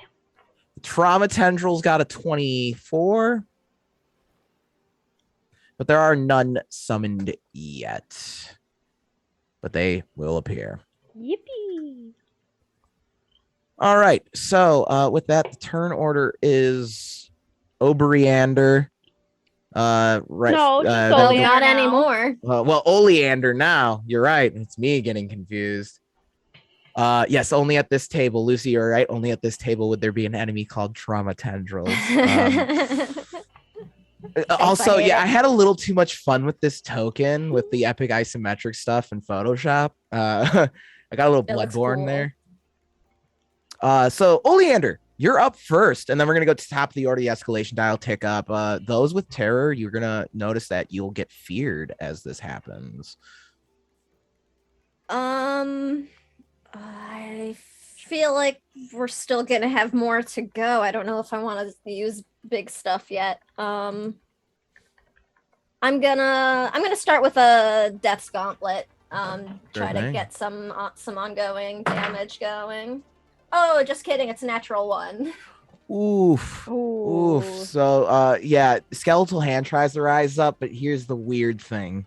It just doesn't. You're trying to command your necromancy, and it's almost like you just kind of feel that same coldness in this hand around yours. Just no. Ugh. And we go to the top of the order. Escalation die ticks up to 3. Soren, you are up. There's some scary shit going on in front of you. Okay, I'm gonna throw a dagger at the scary shit. Why not? That's a lot to hit. That's a 27. Yeah, that hits. 26. Okay. 10, 15 plus 3 is 18 points of damage Sure thing. with the new knives, and then I will also keep my story of aid going. Azara, do you still have temp HP? Ooh, yes. Okay, I will give it to myself. Alrighty. Anything else? Nope. Azara, it is your turn. This is still the same combat as last. Yes. Cool. Then I'm gonna summon 3 more motes of Starlight and hit him with all of them. That is 9 motes. All right. Roll to attack. Okay.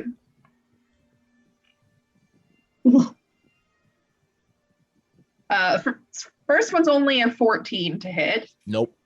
That's one. Second one is a natural 18 plus. That'll hit. Okay, so that's 1 hit.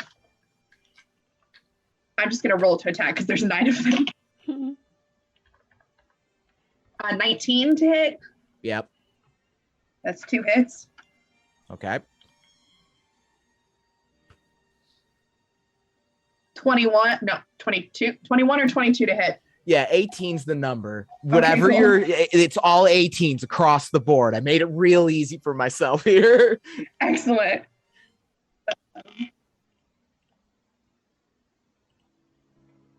Miss.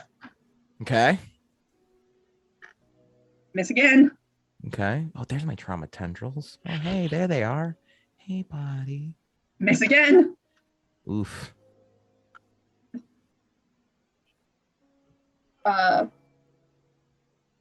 Hit. Okay. Keep dropping my dice. Okay, this is the last one. Hit. All right. Roll your damage. It's 5. 10. Hold on. Do this and roll 20 because I only have the 1d10 and that will take too long. Um, You gotta do you just need to get a whole shit ton of dice in front of you. yeah. This is why I stopped caring about character sets, because like once you start getting to this point, it's like, oh, fuck it. Need to separate them by like dice type. That's my thing is separate. Like I have them organized by sets, so I have to like pick out the right one. Yeah, Okay. I just dump them all together. Hold on. It's even worse. I asked. I'm sorry it's taking so long. No worries. No worries, you're fine. I can fill up dead air. I'm decent at it. Hello? Could my weapon stats open, please? Hello? I'm pretty sure I add something to this, but I don't know what. Oh fuck, hold on. I don't think I so. might Not with the not moats. Not with the motes. No, It's it's the the motes okay, that then you it's don't add shit. 27 Okay. points of radiant damage. Or Okay. star damage. Cool. So all these motes are just impacting into this shadowy tendril creature, and as each mote impacts through each window, more of these shadowy tendrils just burst through, just whipping around all towards the Emerald Caravan. Unless you have anything else to do, Azar, it's kind of perfect because the schloopy tendrils are going to be coming at the party. Nope, that's it. All right. So there are 4 trauma tendrils, 1 for each hit. So 4 attacks towards let's see. Let's do Azara, because that was rude. All right, nat 20 against Azara. All You're right. rude. Oh, Yeah, that boy. hits. You also take a point of terror. Oh no, Now you're that's also 2 now. Yeah, now you're just afraid because the escalation die is going to tick up to 4. So you'll, or no, because it's at 2. Yeah, you're also afraid now. Boom. Okay. So, and then you're going to take the damage from psychic. You take 10 points of psychic damage. Oh, it knocks out my temp HP. Does oh shit, that's another high one. 26 versus AC hit. Hits. All right. I'm gonna need you to make 2 hard saves at this moment. Oh, that's another fucking point of terror. Holy shit. Ooh. Oh no. Ooh. Well, the first hard save fails. The second so one's you're a grabbed. 12. It's your grabs. That's all I needed to see is if you're grabbed or not. So what does 3 points of terror do? So on the wiki, so you're permanently feared. That's not good. Yeah, your brain is not doing great right now. And then this last you got let's see, Izar, you're grabbed now, so they're gonna go for Soren. Soren, buddy, 24 versus your AC. Yep. Hard save. 10 points of psychic Okay. damage. I rolled an 18. You're good. All right. And then so then one more will attack. Coberin. Cobrin. That's not gonna hit because your armor is like a No. fucking 26. All right, Yeah, Coberin, you're up. Alrighty. So Oberyn, you see your sister has been like captured Mhm. by your father and held within his tendrily grasp. Yeah, that's not gonna stand. Cobrin is going to Obstance is going to run towards Daddy-O and just try to do a big heckin' Thunderblade stab. Sure. Okie dokie. Let's roll some stuff. This is escalation 3. Okay. 25 to hit. Yeah, that'll hit. Damage. 1 second. 21, 24 damage. Alrighty then. And you know what it does. Yeah, So it does. I don't need to explain it. Yeah, so you can arc over and just one of the tendrils. Yeah, let's do that. 8 Uh, damage to one of those tendrils. So Oberyn Stints runs forward. And just the blade just draws steel, and just there's the crack of thunder. Just at this valorous display with disregarding the fearsome visage of the embodiment of the trauma inflicted upon him by his father in life. We here in the Emerald Caravan enjoy the themes of family trauma in our game, apparently. With that, it's the sins of the Don't father. examine it too hard. Yay, Don't think about generational it too hard. trauma. So the sins of the father turns up. The tendrils that were spawned before disappear, but the ones holding Azara are still there. And the sins floats towards this painting in the wall of a golden cage with a furtive dove locked away inside of it. One of the tendrils reaches into the painting and pulls the golden cage out. As Azara, you are pulled into this torment's cage. I need you to make a hard save. 16 That would plus. be a 19. All right, Azar, you are fighting tooth and nail. You're just like, no, I am not going in the cage. And you were just like swinging the lance as like just wildly around and just fighting with every bit of strength that you have, petrified by this embodiment of just terror incarnate. Remember how it's canon that Azara is claustrophobic and hates being trapped or locked in? Yeah. Yes. And also you are permanently feared. So this is Cool. All right. Oleander, your turn. Oh, dip. Let's see. I'm not feared yet, but I do have 1 level of terror. Let me just double check how. Okay, escalation die 4 greater. And it's 3 now. Fuck. Screw it. I'm gonna summon undead. I haven't done that yet. Sure. Right, and these have been like counting as 1 battle as we go into each room, right? This battle from Guinevere to Sins of the Father is 1 fight. Oh, helps if I roll the right freaking die. Sorry.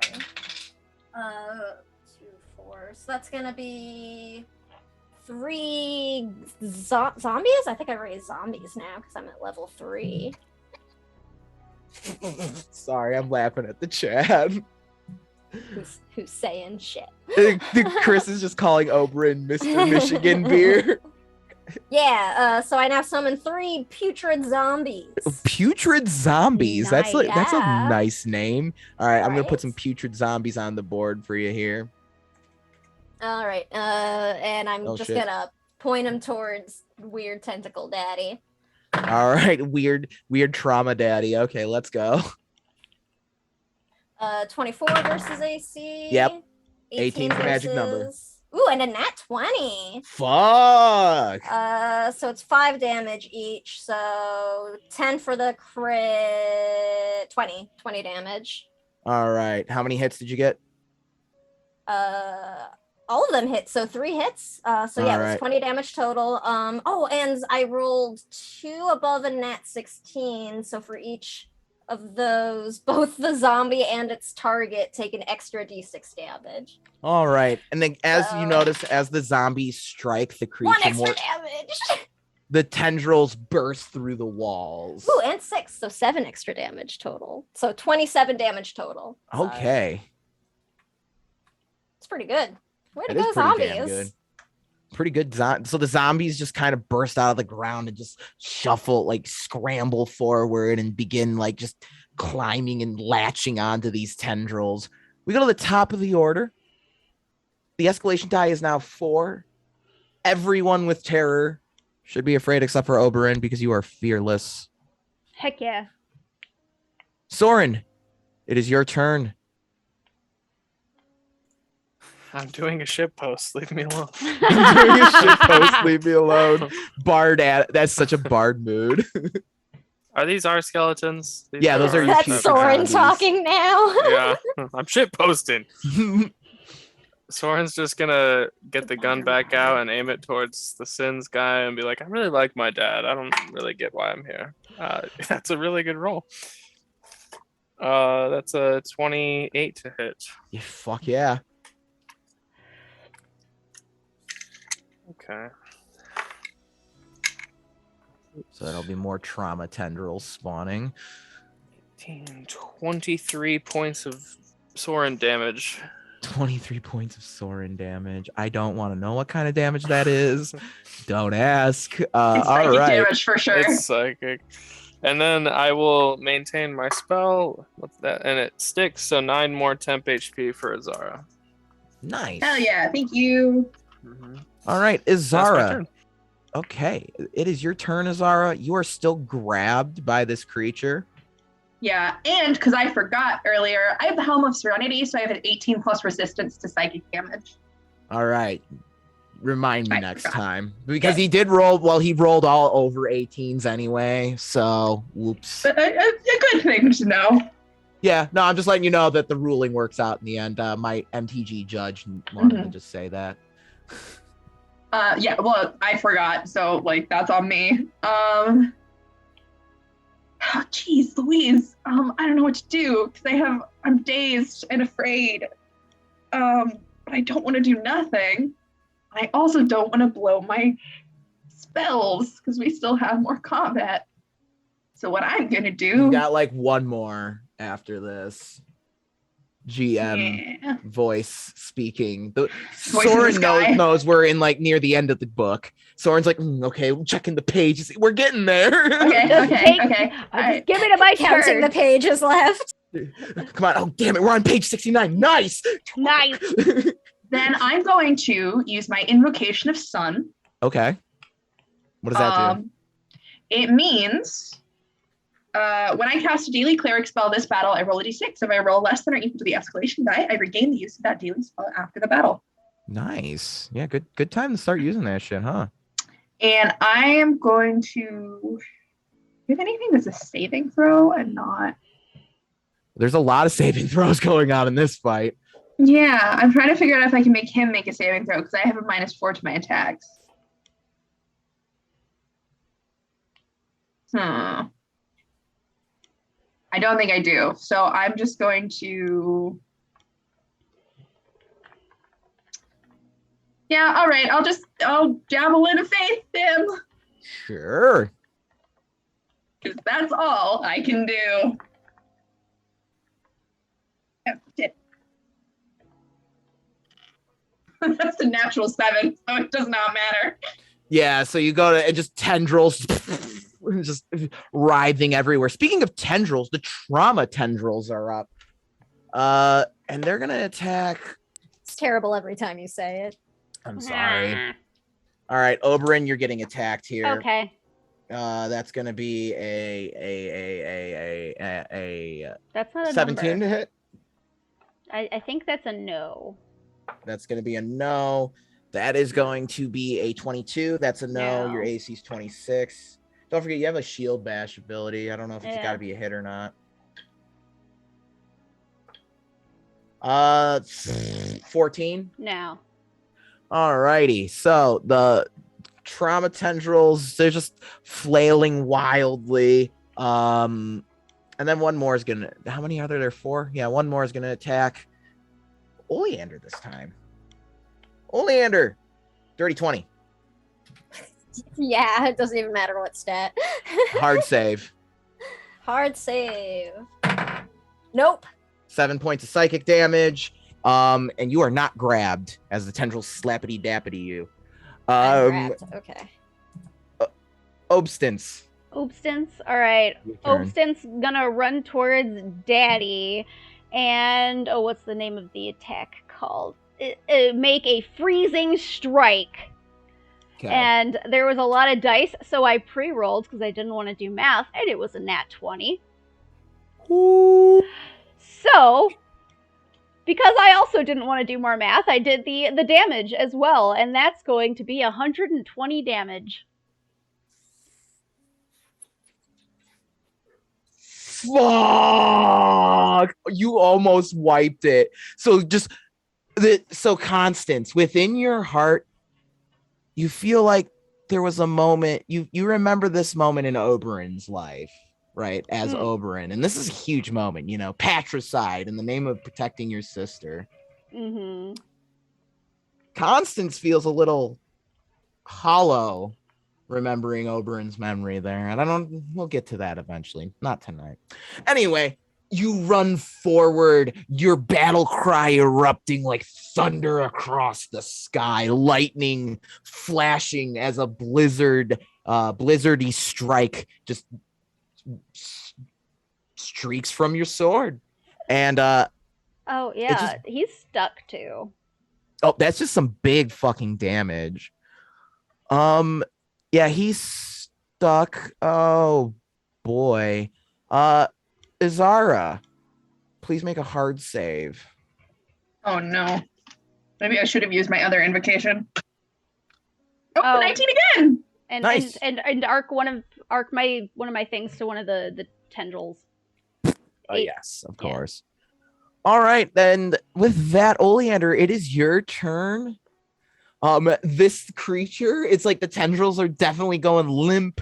It's, you know, the stag skull's collapsing to the ground. The sword that was floating, being held by tendrils, is kind of clattering to the ground. Okay, I'm still grabbed though, right? You never got grabbed. I thought I failed my save. Oh, I thought you said you passed it. Oh no, I said nope. Oh, I thought you said nope, like didn't grab me. Nope, like no, I did not make a hard save. Sorry. No, you're good. It's fine. Uh, It's not like I've moved or anything since. Yeah, I mean, just It's my turn now. So this thing does not have a lot of hit points. If you send your zombies at it, you'll probably kill it. okay. Yeah, I rolled for them already. 2 hits, right? You said 18 was the number for Yeah, everything. 18's the magic number.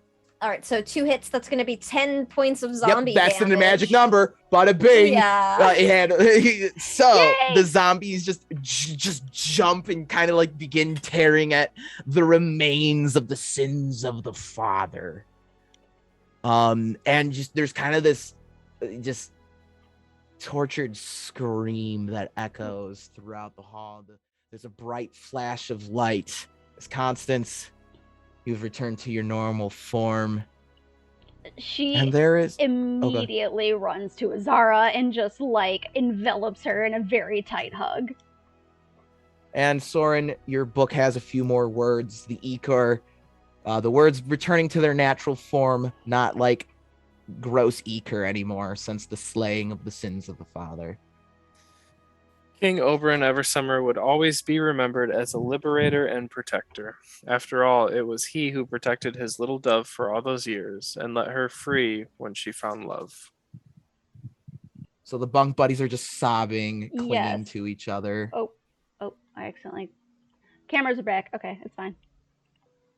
All right. So party, you're kind of just standing in the art gallery. That painting is still there as it was, like restored to you. So you could kind of take the painting, you know, a little something, something for your trouble at the academy. Oh yeah. I mean, we have an Strapping that to my airship. wheelchair. We have the cargo space. Absolutely. This car actually Um, does go space. Whoa. Nice. How's everybody looking, I guess?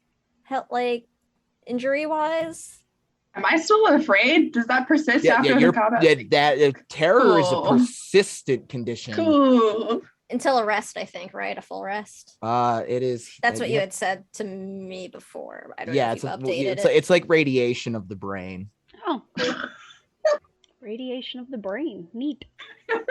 Sorry, I don't know how. Like that's how radiation heals. And the other way to get rid of it is bonding with. Oh wait, your no, party was it a members. rest or was it the level? That's what it was. It was, It was the the level level. up that Oh, yeah, got no, rid you of have to, like- Oleanders. Yeah. Yeah. The rules are you have to like bond with your teammates to get rid of terror points. Some I mask mean- shit, and I love it. I mean, Yeah, I feel little like bit. Constance and Azara are bonded pretty hard right now, yeah, Just like sobbing into each sobbing. other. yeah. No, I'll give you that. I will give you both that. I will admit that is fair. Soren and Olander just awkwardly can- like feelings. Can we bond? How so? Please No, explain. my bonding. I'm good. We would rather just be in terror than bonds together. Yeah, Hey, I'm you know gonna what? stick with my terror. No, I'll take the mechanical penalties, Stonka. Woof. All right. Is there anything else, dear caravan? Azara's probably babbling some upsetting nonsense of like, don't lock me up again, please don't lock me up again, please. Oh.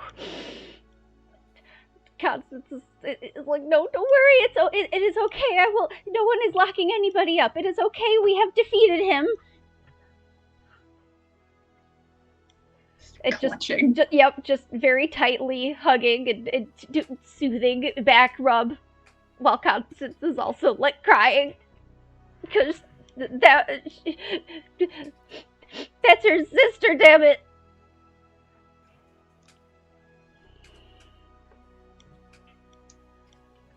Trauma bonding. Yay! Trauma bonding.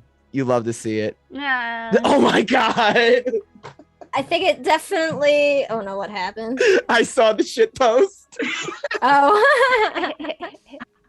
Working overtime. Shit. Oh yeah. I was just gonna say. I think Olander probably just sort of like stands there awkwardly while Constance and Azara hug and cry, like until just long enough for it to get uncomfortable for sort of everybody else. And I'll just be like, should we keep going? Are you done? Soren's like reloading his gun and just chilling and be like, I like my dad. He's a pretty cool guy. He's taught me a lot of things, and just like talking to himself. Well, that's one of us. Good for you. He's talking to himself. He's not rubbing it in. Now stealing time into place. Read the room. Constance will gently like kind of unfold from Azara and just hold both of her hands while she looks at her. And do you want to continue going forward? We do not have to. Yes, we do. My mother's in here. I'm not leaving without her. And as you say, my mother's here, I'm not leaving without her, there's a voice that calls out, little star, followed by the ominous toll of a bell. One. Azara.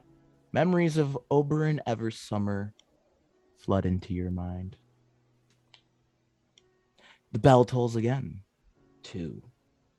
Like your party before you, you begin to see through his eyes, through his mind, which is just a constant storm.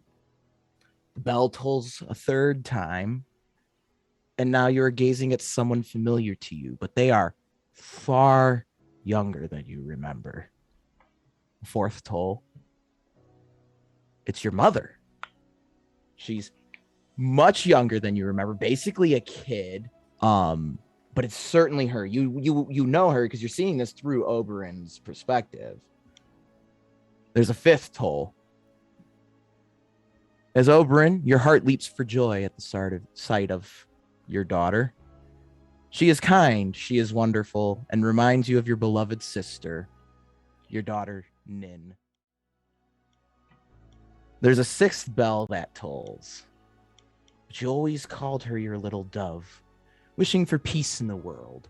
But surely she has your fiery spark as well, Lord Eversummer.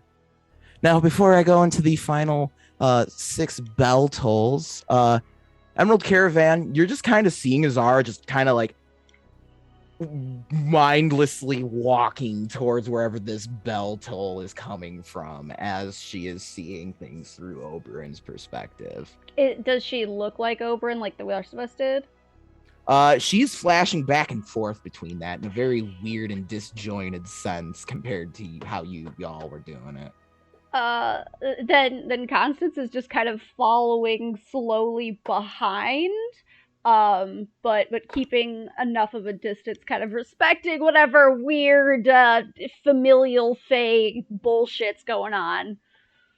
Also, feel free to roll recoveries at this moment, as you have had a moment to catch your breath. Oh, no. Azara, what's going through your mind as you're reliving the memories of this Oberyn figure, seeing your mother?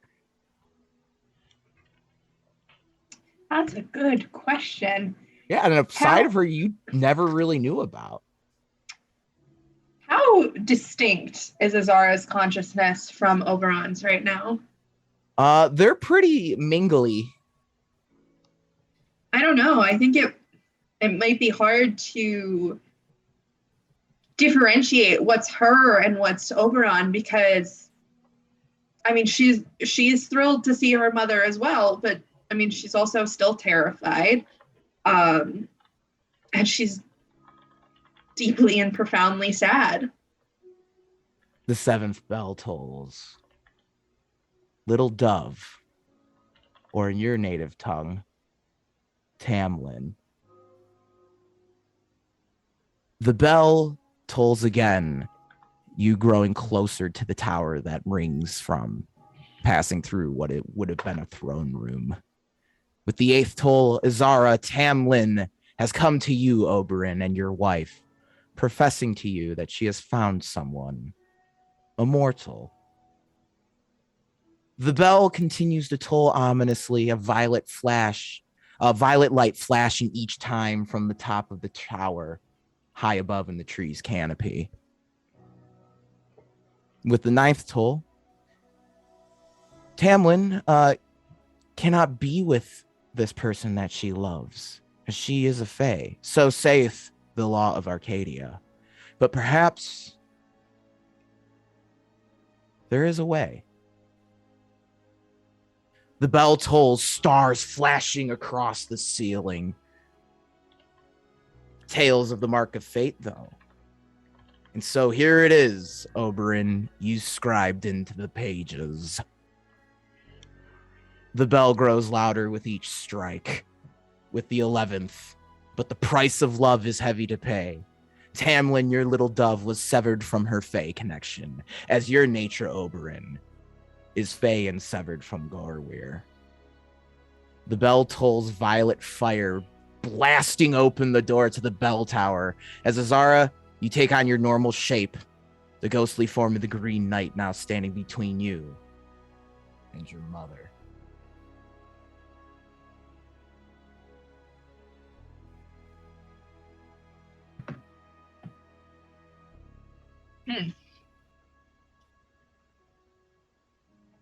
I'm ignoring Oberon for right now. Mom? Little Star, I don't know how did you manage to find this place? Mom! And I just run right for her. The 12th bell tolls. Your grandfather stands between you and her, and the eker from the art gallery has been slowly creeping and following you into this very hall, writhing toward Oberyn as its tendrils wrap around his arms and his limbs. His armor becomes stained in indigo as familiar butterfly wings cast in luminous lunar light erupt from his back. He draws the blade night flame and steps into the fold. Interlopers, you cannot have the Mark of Fate, nor my daughter. You have come to take her again from me when I have finally been reunited. But no, not today. And he kind of he flies back, grabs Tamlin, and begins ascending into the bell tower. Mom! And I just blast him with everything I have. All right, well, that's where we're going to go into rolling into this next initiative here for the final combat of the night. How are we doing, EC? How's it going? How are we feeling? It's fine. Oh, we're good. This is fine. So we're gonna get a new escalation die and everything. Ooh, this is getting spicy. This episode's getting juicy now.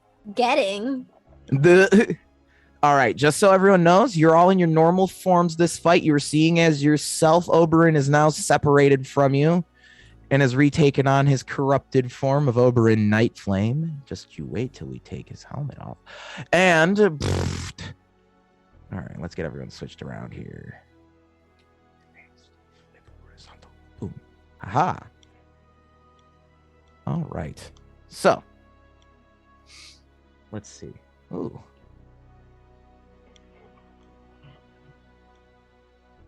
Damn. Yeah, that's heavy, Lucy. If you want to share that one with the audience, by all means. Woo. I'm a terrible person. I mean, I'm the one who's like, hey, Oberyn's dad was a terrible person over here, so don't feel too bad. It just occurred to me after we'd done that scene that Azara was seeing someone's daughter through a father's eyes, a girl that looks a hell of a lot like she did when she was young.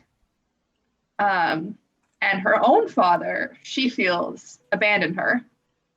So that's fun. Yeah. Yeah. All right, Furtive Dove. Yeah. And some of these companions, as you rush into the bell tower, you'll notice are familiar from your time at the gate.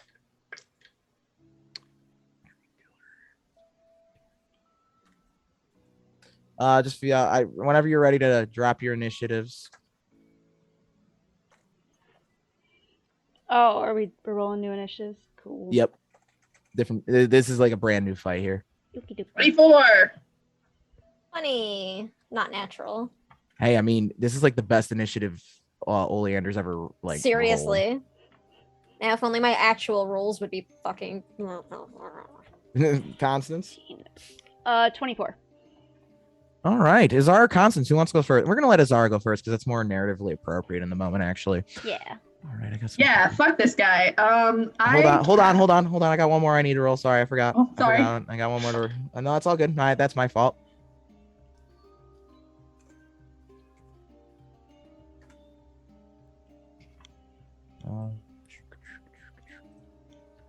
Okay, yeah, go ahead, Azara. With my quote unquote bonus action, because I can't remember what it's called, I'm going to use my Invocation of Life. So this battle, you and each of your allies can separately add the escalation die to a single save made by that character. In addition, you and your allies do not die from hit point damage when you are at negative hit points equal half your normal hit points. Instead, you die when your negative hit points equal your full hit points. And as always, everybody has a +2 to death saves. Ah, good timing. And then I cast Spirits of the Righteous. Sure thing. So I'm targeting mental defense. Please, please, please work. Okay, not great. No escalation die right now. I can't use it anyway. Fuck, I forgot I'm afraid. Not anymore. You did lose a point of trauma for bonding with Crownstones. Yay! I hit 3. Yeah, you're down to 2. 2, you're feared at escalation 4. Okay. Depends where you're at on the terror chart. Cool. The 16 to hit mental defense. Who you trying to hit with that? The Moonlight King. That's mental defense? Oh, that will hit. Shit. Yes! Fuck. Yay. Just hits. 3, 4, 5. 7d6. Hold on, let me roll. Here we go. Here we go. Wahoo. Oh god, so many numbers.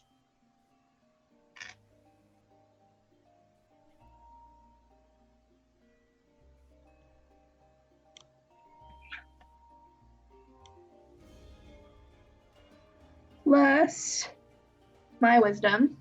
26 points of holy damage. Nice. And the nearby ally with the fewest hit points to me gains a +4 bonus to their AC until the end of my next turn. I'm guessing that's only. So what does that look like when you cast that baller shit? It's gotten a hell of a lot more potent since the last time I cast it. And I think Azar is so angry. It's kind of like a bomb went off. Just this bright white flash of starlight sent rocketing up towards the Moonlit King where he's holding Tamlin. And then the sort of like stardust particles go swirling off and coalesce around, I assume, Oleander. All right. And so now Oleander is sparkling faintly. All right. Sorry, Chris with his GM powers is messing with me. All right. So with that, Constance, you are up. Oberyn Nightflame / the Moonlit King. It's starting to get really wonky trying to talk about who I'm talking about right now. Is Takes he within like hitting distance or is he flying? he's in hitting distance right now, but Okay. he's gonna get scooting real soon here after taking that hit. Okay. You can do your thing, Constance. All right. First things first, I'm gonna activate my Halo, and then that's with my free action. And with my quick action, I'm going to activate my helmet, and yell "Lion's Heart," and then let out a thunderous roar when I cast Bless on myself. All right. So for whatever it's called for power, there we go. All right. And then we're gonna, with the full action I have left, we're gonna make an attack. Catch that new artwork in the character row up there now. I got it fixed yeah. halfway through my planning. All right, so I add a 3, and then I do a thing, and then 23 to hit. Yeah, that'll hit.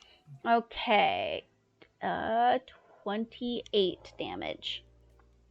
Sure. Yeah. Cool. So you just run forward, just you just hit this Oberyn Nightflame figure with your staff real good. Anything else you're gonna be doing? No, I think I've used up everything I can. All right, Oberyn's gonna use his turn. He gets 2 attacks. He's gonna attack you twice, Constance. Fair. First with just Nightflame, and then the second one he's going to use the Hexblade. Oh, Well, that's not the right type of die there. Constance does a 25 hit. Yeah. All right. Bye Halo. Yeah, that's not a natural. So you're not gonna take ongoing damage. Luckily, ooh, that's a lot. Now we're rolling damage, kids. Dude, don't scuff your own armor. Rude. Constance, you take 21 points of damage. Sick. Fire damage as this sword just and then he's going to attack with the Hexblade. Constance, I'm taking a 12 doesn't hit. No.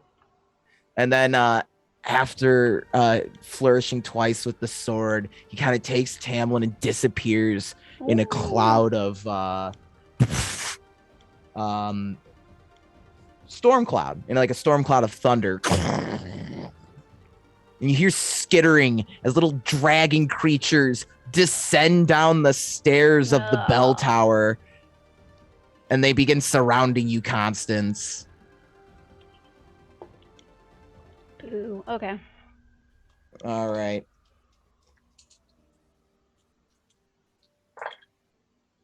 I take it a nat 2. Yeah, that's an 8. That won't hit.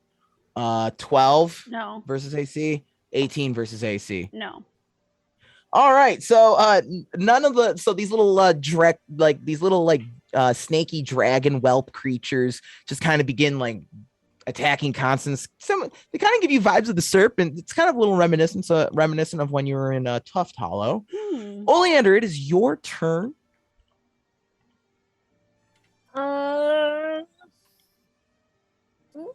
Okay. Shoot. Wait, where did Oberon go? I just don't see him. He disappeared. He did. Okay, I wasn't sure if I just couldn't see him with my screen. Okay, I'm going to. I don't know if it's gonna be worth it yet or not. Yeah, fuck it. I'm gonna just go ahead. I'm gonna give it a try. I'm gonna try to cast Bones Beneath on those little. What are they? The blossomlings? Yeah, the little cherry blossomings. Yeah. Yeah. So if I drop any, they'll rise again under my control.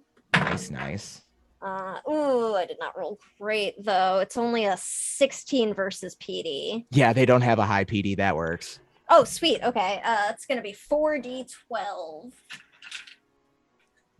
I'm just gonna send you a stat block almost here because you're probably gonna wipe. I mean, they rise under my own as like with their own. Your own skellies. Yeah. Oh, okay. Yeah. I think there's zombies, technically. No skeletons.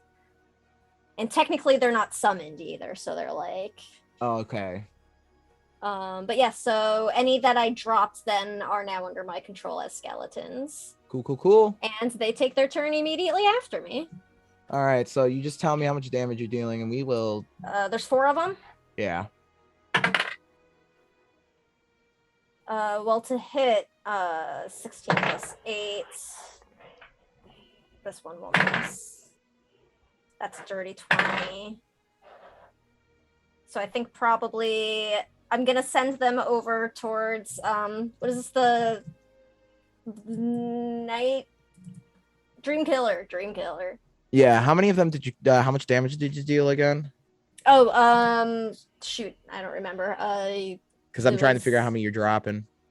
I already forgot what I said. Sorry, I was waiting for it and then I didn't hear it for some reason. No worries. You said it was 40. I had started saying numbers and you were like that's enough. Oh, they don't have a shit ton of hit points. I can roll again. It was no, you're good. I rolled a D12 and I know I got at least 14. Oh, you're fine. Never mind. All right, you got 4 little dragon zombies here. Sorry, my head math got confused. No, there's a lot going on, so my bad. I should remember things better. No, you're good. I was getting lost in stat blocks. Okay, so I'm gonna send them after the Dream Killer then. Versus AC to hit it. And the highest was a, what did I say? I think I said 17. Dream Killer doesn't have a shit ton of AC, does it?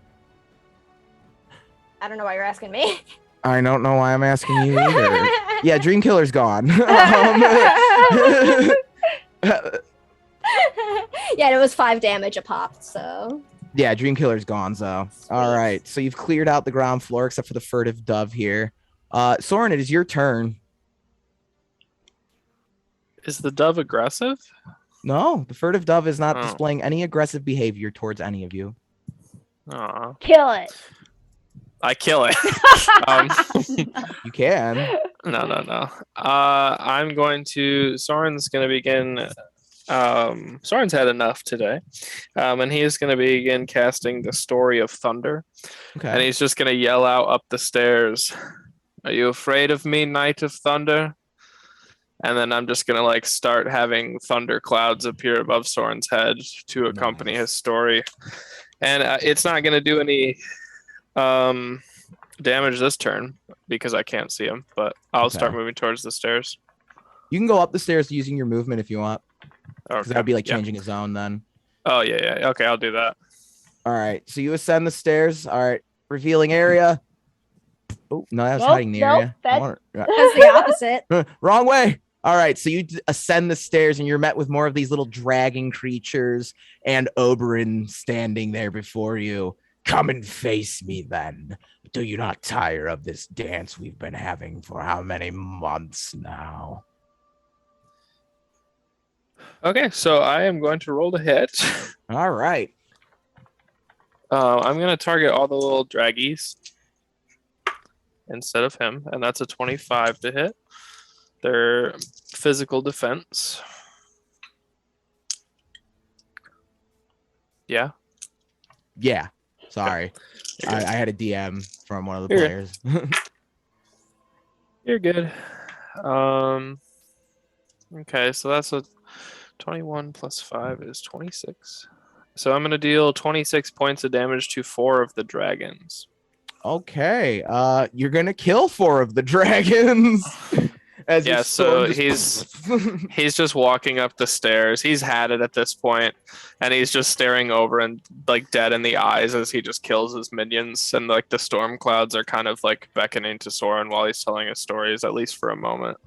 And then as you ascend the stairs, Oberyn Nightflame leans real close. Why don't you get to the part where I killed your friend? Mean. I know he's a devil, but does he have to be so, so mean about it? All right, the furtive dove is up. Oberyn is going to heal 1d10 because the furtive dove just does that. Oberyn will get 1 hit point back. And the furtive dove will flutter up the stairs. And then Soren, you're going to be targeted with the Gilded Cage. 16 versus your MD.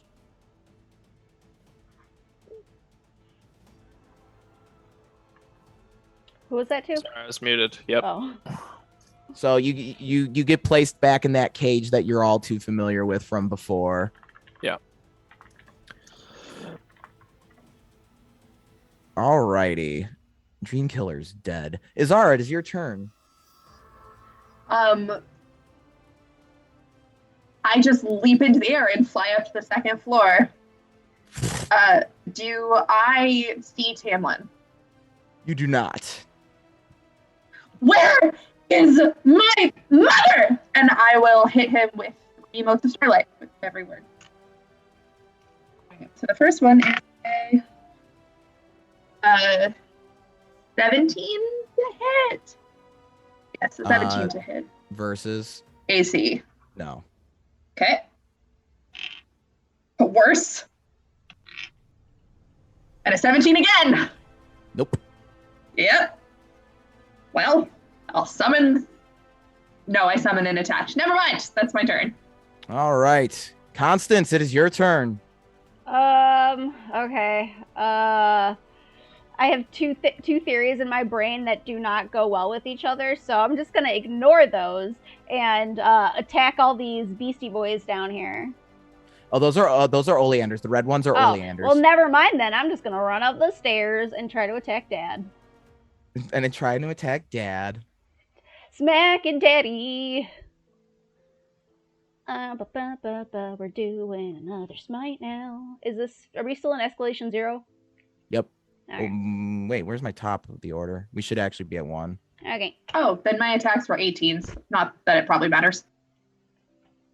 Not for AC, no. No, I hit with the 17. No. I'm assuming that doesn't hit. Nope. Yeah. Okay. So you're trying to I attack. burned another smite. And the wings are just blocking. Mhm. Futile, like your efforts in the past. And it is Oberyn Nightflame's turn. We're gonna Radical idea. Take the dove hostage. All right. Oberyn, everyone, 17 versus your MD. Miss, baby. Hit. Miss. All right. Constance, What was that again? Sorry. 17 versus MD. Yeah, that hits. All right. Those of you affected, well, Soren, actually, you can't be targeted Yeah, because I'm you're in the cage. Yeah. Yeah, so you're good, actually. Constance, you're vulnerable until your hard save ends. You got to use an action for that one. Okay. And then Oberyn will ascend the stairs.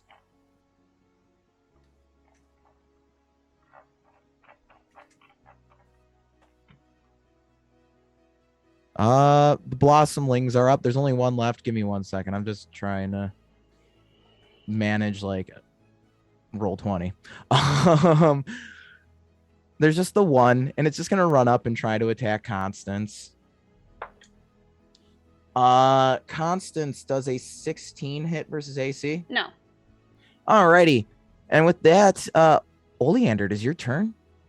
Okay. I'm still down on the bottom floor, so Yep. I'm just gonna use all, I guess, my standard and minor actions to just dash and keep going. Up both stairs. Yeah, because I imagine that's what 2 zones, so it would take both, right? Yeah, so you're on a completely different map now. So Okay. So Olander like comes up last and is just like, ah, god damn it. Okay, hold on. And I like start up the stairs now. all right, so here's where you're at, Oleander. Just me and my skeletons. Yeah, so here's where you're at. Ignore all the drained and stuff stats because I don't know what the fuck they're supposed to be right now. I'm just gonna get rid of those because I'm too confused now. Track know that my stuff own, at least. themselves. Let's see. Anything else, Oleander, you can do? I would have had to use both of my standard and minor to dash, so to speak. So I think that's, All right. I don't think I can do anything else. I'm gonna jump back to the other map here. This is gonna get really weird, y'all. We're map boy. jumping now. Fuck. I'm glad I've had the training in Roll20. I've been training for years. All right, it is your turn, Soren, on the second floor of the bell tower. I'm in the cage. Yes. So, Furtive Dove's turn. You're not in the cage anymore. The Furtive Dove is gonna fly up the stairs and she's gonna coo and sing a song. And when her song finishes, you hear the harsh cry of an owl as it bursts through the window, the owl of ire from before. Nah. It's not supposed to be that big. I don't know why the token decided to, like, Roll20 is just like, we're going to drop this thing. It's Like, that's fucking a huge, mate. rock-sized owl. Oh my god. Right? It's fucking huge, mate. And then the Furtive Dove is going to fly up the stairs and will join Oberyn Nightflame up the stairs. Man, I need to get like I need to like write in a switchboard for this shit now. All right, bouncing back downstairs, Zara, it's your turn. Sick. I cast Bless on Constance, summon 3 more motes of stars, and leap up the stairs. Up I go. All right. Wait, am I double blessed? Fuck yeah. Can that stack? No, bless does not stack. Oh. You're gonna have to bless someone else with that. I think Soren's the only other one you can see because I'm upstairs. Yeah. I wish I could cast this on myself, but I don't think I can. Why can't you? It just says one nearby ally. It doesn't include me. Although when I cast for broad effect, it does include me, so I don't know. Alex? What's up? You can include yourself in a bless spell, yes. Well, excellent. like, I will cast it on myself then. Yeah, you can cast bless on yourself. That's like classic RPG stuff too. Cool. Yeah, that's like that rule goes rule goes back. Up I fly. All right, anything else? Bless. I just summoned 3 more motes of stars and moved to the next map. All right, so we're at escalation 2. Azara has moved on to a bigger, better maps. Azara, you are joining Oleander upstairs now. Just flying straight up. You know, just don't look up, but you're looking up. Here's where you're going to be joining Oleander up here, Azar. It's getting a bit tight on the stairwell here. We're going to go back down the stairs. Constance, it is your turn. You got a little dragon you're engaged with here. Yeah, is the owl being aggressive at all, or no? Yeah, the owl is going to probably try and fly up the stairs to help. The owl was summoned by the Furtive Dove to protect her brother, symbolic, allegorical. Oh boy. Okay. Yep. Yeah, I think we're gonna have to take this dove hostage, everybody. Anyway, all right. Yeah, Constance, I need to make a save to not be vulnerable. Yeah. Yeah, hard save. Okay. Shit, 5. That will not do. No. Can I use like my quick action? Is there a way to get Soren out of his cage? He's out of the cage. Oh, he is. Okay, good. Then I guess I'll run up the stairs. If I can, I'll try to disengage her up the stairs. You're gonna eat an attack of opportunity from the little baby dragon here. Okay, that's fine. Yeah, that's a 9. So No. yeah, Constance just Soren. It's your turn to be abandoned by the EC. Constance, it's a bit of a tight squeeze on the stairs right now. So luckily Azara can fly, but it's tight on the stairs. And it's Oberyn Nightflame's turn. Leave. The mark of fate should not be trifled with. Flies towards Azara. Azara, it's go time. It's 27 versus AC, and you're gonna take 5 ongoing fire damage.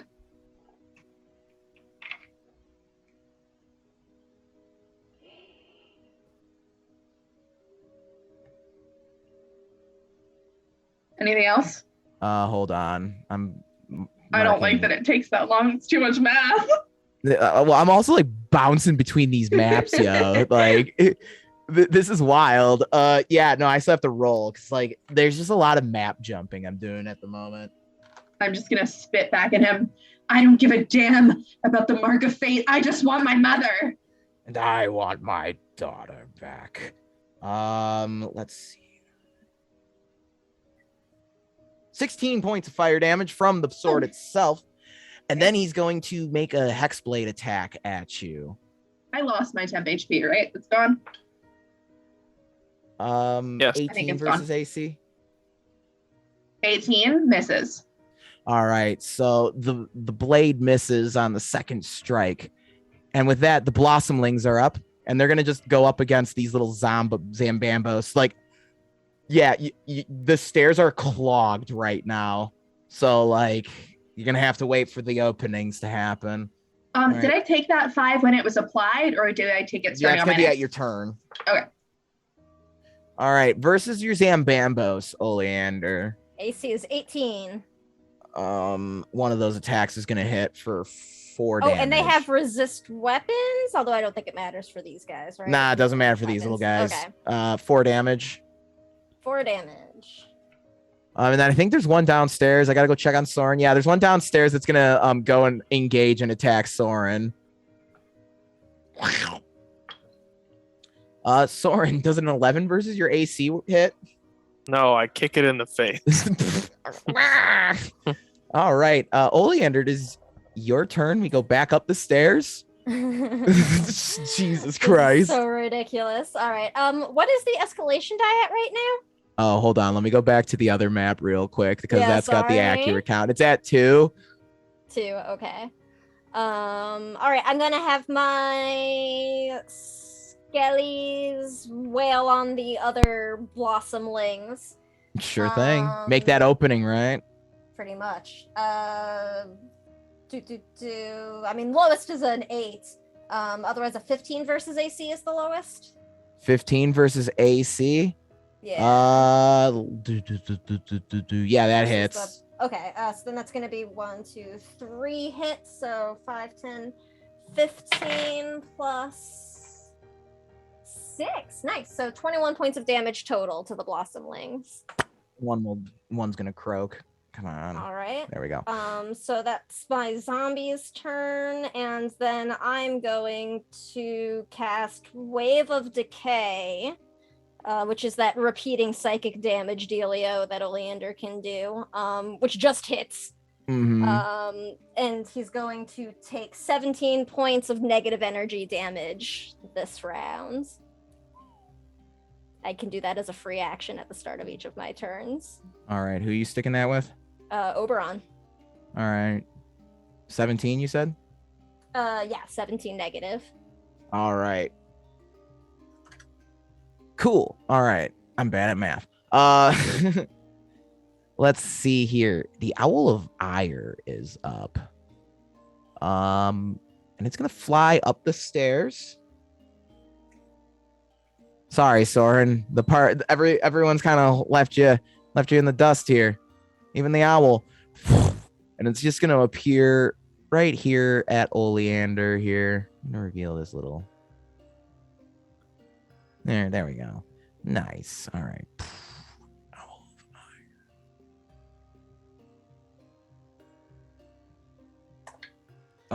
That's gonna miss the Zambamboses as it attacks. We got a big ass question mark for the next turn. All right.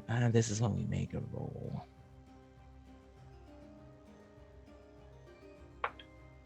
All right. Dirty 20 versus not everyone. Versus Constance and Oleander's PD. It was I'm sorry, a 15 you said, or Dirty 20. Oh, dirty 20. Yeah, that'll hit. Hits.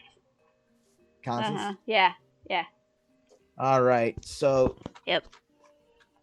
You hear a roar that causes the bell to vibrate. and lightning just comes streaking down this, like, from the bell tower above, and just hits both of you for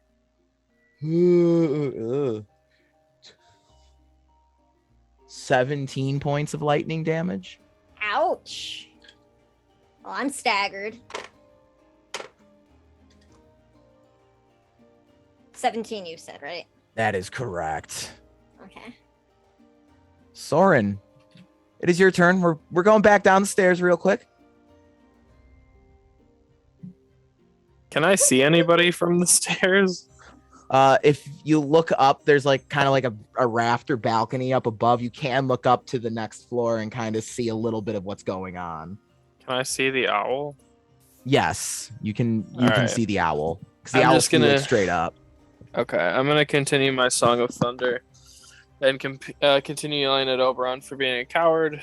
And I rolled a 16 against physical defense against the Okay. owl and the little guy on me. Little guy's definitely gonna feel that. The little guys are not tough, and the owl's gonna feel it too. Okay. It's 19 points of damage for both. Holy fuckamoly! All right, little dude in front of you is just splat, gone, dead. And it's just me. I guess I'll leave. Guess I'll leave as in go upstairs, or leave as in No, screw just you guys. I'm going booking it. home. Yeah, I'm out. I saw that lightning and I was like, okay. And I can also see what's in the lightning, so I'm just gone. Chris can see what's in the lightning and is terrified. Yeah. I guess I'll queue up on the stairs. See if You I know, can get in it's line. probably safe to say Soren probably in the storybook's like, oh fuck, we're getting to this part. Oh no. Yeah, that's my turn. All right. The furtive dove is up. All of its allies will regain 6 hit points.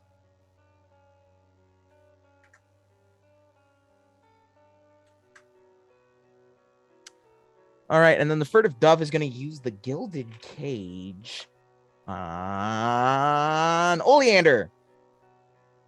Oleander does a dirty 20 hit your MD. Yes. You are trapped in the gilded cage. Ah, butts. I don't know what your undead does if you can't command them, because like you're banished. They just sort of effectively. automatically, I think it is like try to essentially defend me. So I think they just sort of will fight like whatever the nearest enemy to me is. Okay, I was just curious because like you're Yeah, kind I'll of. double check, but I think that's what it is. And these aren't summons, so they also don't go down. Oh, that's right. They're not summons. That's the important Yeah. thing. All right, Izara, it is your turn. Cool. My thunder lightning spell it says 3 targets. Can I do 2 targets instead? Sure. I don't know why you wouldn't want to target a third target. I don't want to target the dove because I don't know what's up with that. You've got 3 dragon zombies, an owl, Oberon, and whatever the fuck fired lightning at you from upstairs. Can you switch us? Can we go to over the other map, please? Yeah. Oh yeah, sorry, fuck. Sorry. So you've got the owl. I forgot the owl, Oberon. But yeah, you could select less targets if you wanted to. Oh, I didn't realize there were more little dragonlings. I'll hit the owl, Oberon, and one of the dragonlings, I guess. Cool. And the spell just says it deals that damage. Do I have to roll for it? You have to roll to hit, I believe. Roll to hit. Right. It doesn't say that in the spell, so I'm like, I don't know. Okay. Plus my wisdom. I thought I put that one in here. There it is. I assume it's targeting AC because it doesn't say different, I don't believe. Yeah, it's AC. Cool. Escalation dice at 3 or 2? Huh? Escalation dice, is it 2 or 3 right now? It is at 2. It'll be going up in just a second. Okay, against the little squishy dragon, it's a 19 It's against to hit. all of them. Oh, 19 to hit. Yeah, then that's gonna hit the little dragon, Oberon, and the owl. It'll hit all of them. Okay, that's 2d10 each. Where'd my d10 go? There it is. 10 plus 1 plus my wisdom. 14 points of lightning 14. damage. Ooh, okay. One little dude's gonna go down. Owl is. Oh shit, I'm bad at math. Calculator, where are you? There we go. All right. I knew I could do math. All right. All right, so Azara, you summon a rainstorm using the power gifted to you by this very entity, strangely. Well, if he didn't want me to give it, he should have given it to me. Right? So you summon this rainstorm, and like this Oberyn figure kind of like you kind of see this Oberyn Night Flame kind of revert back to Eversummer for a second before realizing when struck with the lightning bolt that, oh fuck. And then reverts back that game. And it reverts back to Night Flame. The escalation die may be a nice treat. I'm also gonna summon 3 more mode stars with my quick action. Sure thing. Constance, there's a bit too much traffic for you to kind of get through here at this moment. That's a little cramped. What can I hit? There's really not a whole lot you can engage with in melee right now. Alrighty. I think I have something ranged.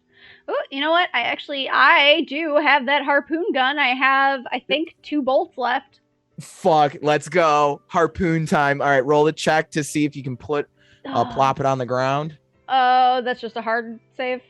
Or is that like a strength or? It's a strength skill check. Okie dokie. Strength 4. And then you can use your like little hardcore parkour background. Yeah. Okay.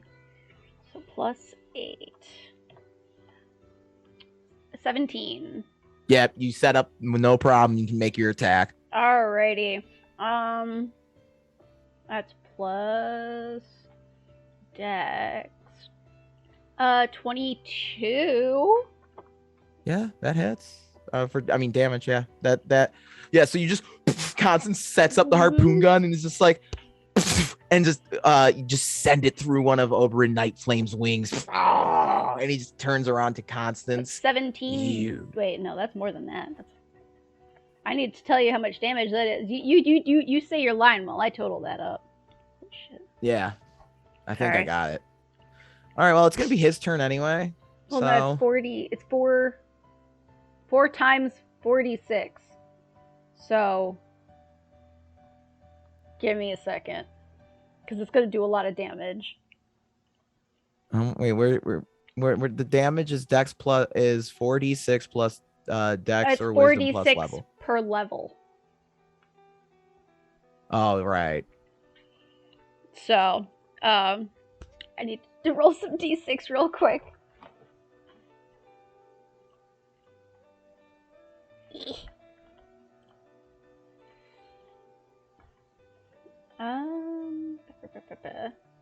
Okay, 14 times 4, 28, 56 damage. So, Constance, you go to shoot the bolt, and you know for certain that this bolt would probably put Oberyn down, and the furtive dove flies in front of the bolt as you go to place it, and Izara, you hear Tamlin's voice cry out, "No!" And as the bolt finishes impacting the dove, Tamlin is impaled against the stone wall of the bell tower, and Oberyn Nightflame looks to Constance with a look of absolute disgust and hatred. Fair enough. I will fucking kill you for that. Ooh. And he flies over to Constance and just 2 attacks. Constance, 19 versus AC. No. All right, then the other one won't hit. And Constance, you're just getting this relentless assault from this entity. The little dragon blossomings are up, and they're just going to run towards the Zambambos. They're probably not going to get a whole lot of anything in. Oh, wait.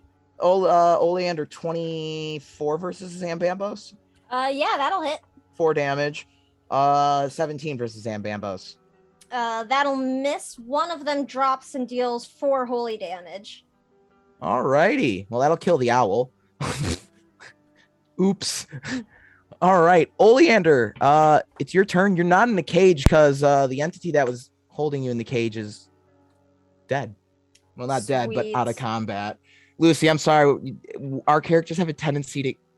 It's payback for Jade. That's what it is. Payback for Jade. What did I do to Jade? He's the one who killed her parents again. I should get. Wait, yeah, you're right. I got it reversed in my head. Fuck. Yeah, sorry, Lucy. I've got a bad habit of You keep killing my moms. I don't know. I'm sorry. She's not dead yet, though. She's just impaled on the wall. Just mostly dead. Shit. Okay. Does the cage? It's gone. Yeah, but it doesn't interrupt a spell. My wave of decay only drops if I hit 0, so that's still up. I just wouldn't have been able to do it while in the cage. Yeah, you just right? wouldn't have been able to interact with. Okay, I just wasn't sure if I was like out my daily now. Okay, then I'm going to have my remaining 3 zombies or skeletons rather. Keep attacking the remaining blossom wings. I've got 3 up. It's a 16 is the lowest. That'll Wait, hit. no. Yeah, 16 is the lowest, Both and hit. I got a nat 20. Ooh. So it's going to be 5, 10. Oh shit! Plus the extra. Hold on, let me math real quick. Because I also. All right, one of them's gonna drop. I can tell you that much. Actually, right, They're both low. They're both gonna just drop. Oh, okay, cool. Yeah, because that was gonna be like over 20, I think, between the zombies with that crit. All right, so the blossom wings are. My wave of decay on Oberon still. What's the escalation die? 3. Yep.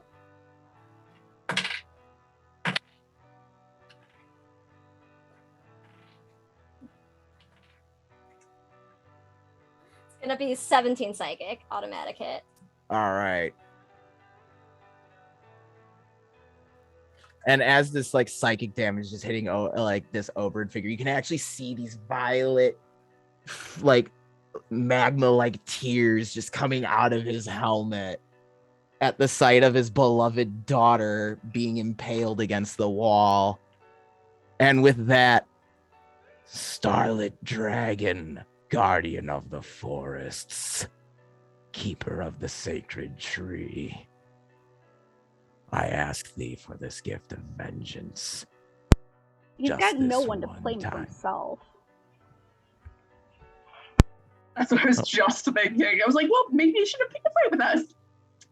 Oh, come on. Reveal. I said reveal. Why are you? Oh, my God. Fucking. It's all good. It's all good. It's all good. Fucking roll 20. When I say reveal the area, when I say reveal areas, why do you hide it? Whatever. All right. Anyway, so you got a big ass dragon upstairs.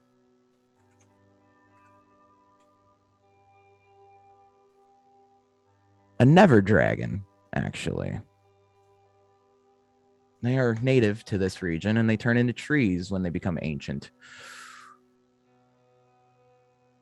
And with that, the Never Dragon will take its turn descending the stairway and is going to attack Azara. Azara, that is a dirty 20 to hit. Just hits. 20 25 is points of damage as the dragon's 25, claw I'm out. just... I'm out.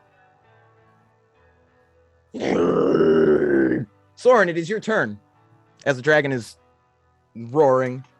Yeah, I'm gonna. Can I jump on its back? You can try. Sick. What do I need to roll for that? Give me a strength or dex skill check there. We're gonna Shadow Colossus this shit. Nat 20. Shit, it's Dragon's Dogma, Soren. You jump up, you're like, so Soren, it's like a snaky dragon. So you kind of jump and slide onto the tail and then run up the back. Use like horns and scales. Like the scales are like tree and bark like. This dragon's got like moss growing on its back. Its horns are more like tree branches. As you're climbing up this dragon, what are you gonna do now? I'm just gonna like to steady myself. I'm just gonna put a dagger in its back. And that's that's a lot to hit. That's a 27 against AC. Yeah, that's gonna hit. Okay. And it's a natural 11 plus, so I'm going to heal as well. All right. So first things first, I do. Wow, that was a really good roll. Hey, Chris, does Soren have less than 144 HP? Yeah. You're afraid of the dragon. Cool. I do 24 points of damage to it. All right. And I'm going to heal Azara with a recovery. And then you also get an extra 3, 4. One of my recoveries? Yeah. Okay. And then you get an Hello. extra. What is it? I haven't used this in a while. You get an extra 5. Ooh, thank you. Mm-hmm.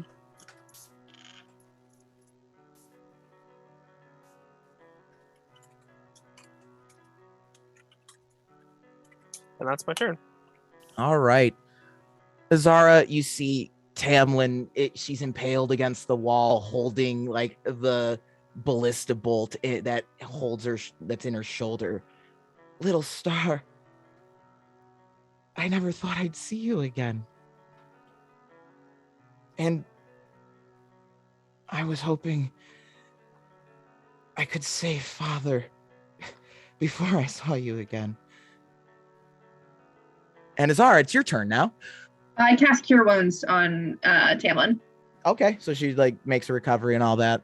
Yup. And she gets, because she's an ally now, technically, kind of. Or whenever I cast a healing spell, regardless of status, it's +8 to whatever she rolls. All right. And with that, there's a layer action as I'm going to get up and run over to her and also summon 3 more motes of Starlight. No worries, no worries. And she kind of embraces you as you're healing you. Your mother's embrace. Layer action. Everyone's going to be attacked by branches as the terrain is encompassed with these thick branches. You actually notice the dragon's actually part of the fucking tree, actually. So that's weird. That is going to be a 26 versus everyone's AC. Yeah. Yes, sir. Yep.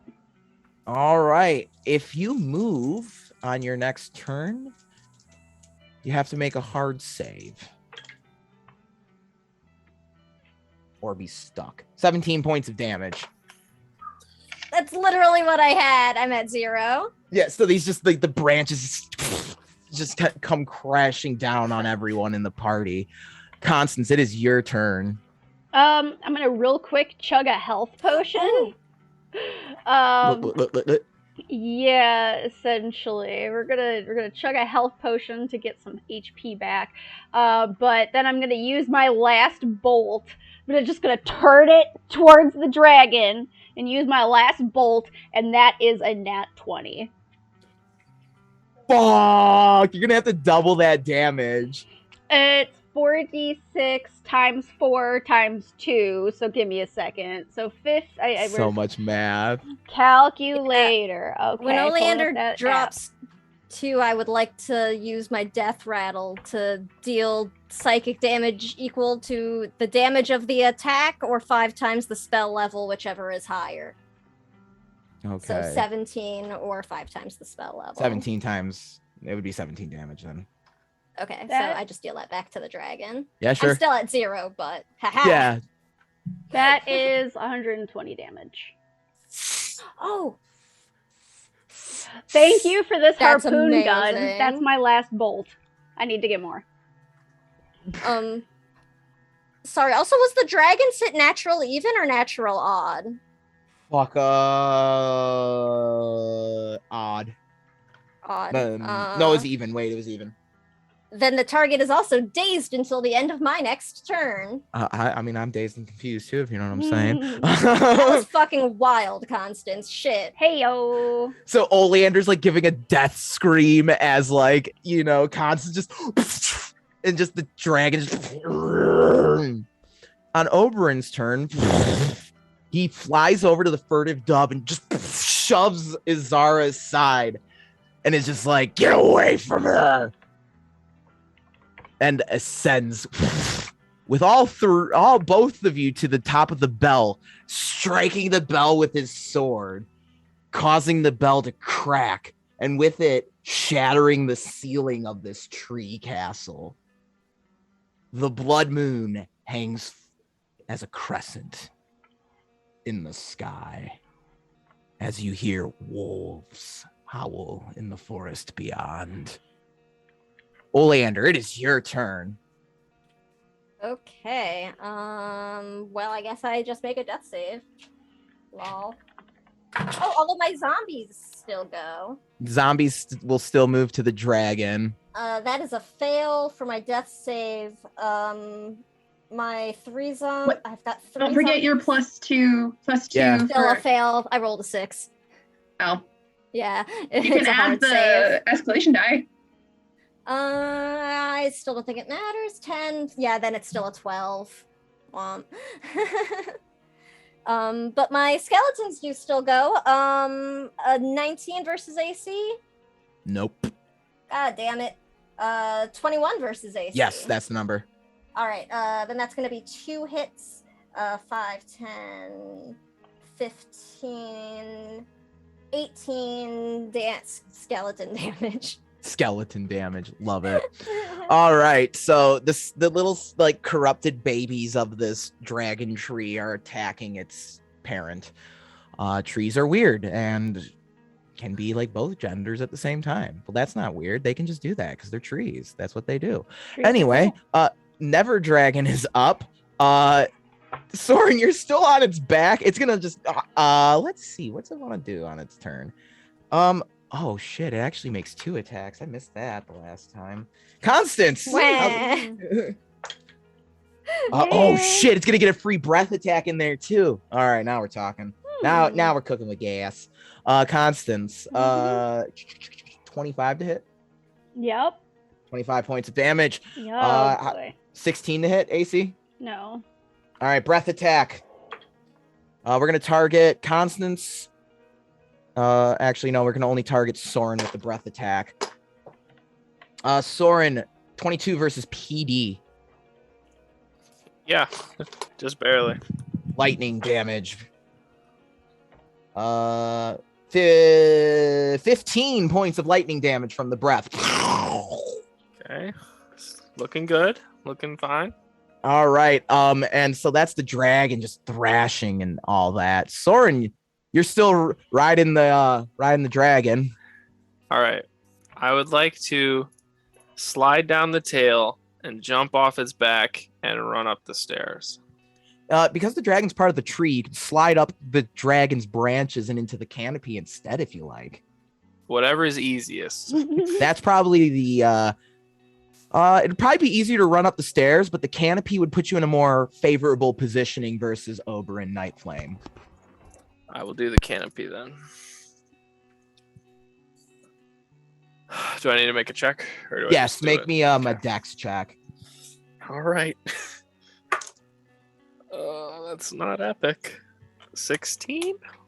It's enough to get you up the tree branch. It's not pretty. It's not as epic as when you jumped on the dragon, but you're able to kind of use the waves of the dragon snaking through its own branches to launch you up into the canopy. You swing up through the branches, and as you're about to tackle Oberyn Nightflame, and he moves, but you're able to grab Tamlin out of his grasp, but he still has Azara held in his arm. And with that, Tamlin just like winces as you grab her, but she's like stabilized now because Azara's healed her. Thankfully. Wait, do I get to attack too or no? Yeah, you can attack too still. Okay, so I have. Do I have Tamlin or a dove? You have Tamlin. The dove is Okay, Tamlin. like she's Tamlin's the elven dove. now? Yeah, Okay. she looks like an older Azara. Okay. I'm going to gently put her down behind me and say, "Hi, I'm Soren. It's great to meet you." Great to meet you. Love your daughter. Yeah. And then I am going to cast Venomous or Vicious Mockery at Oberyn Sure. and hope to the lords that this hits. That's a nat 20. I can take a picture if we want. No, but I swear to trust. God- I trust, dog. I trust. All right. Okay, so Soren is going to look Oberyn in the eyes and tell him, "You were a shit brother, a shit father, and a shit grandfather. But the worst thing you are is an opponent." And I'm just going to try to melt his brain with my roll right here. Yeah, you Well, kind of attacked actually- like everything that's the core of his identity right there with your Yes, insult. I did. Actually, add a smite to that. Oh, fuck. Constance what's chimes smite in. damage? Yeah, fuck you, buddy. Yeah, hey. Yeah, Oh, heck off! your armor's not that fancy. So yeah, What's smite damage? add a D12. D12. Holy. That's ongoing, right?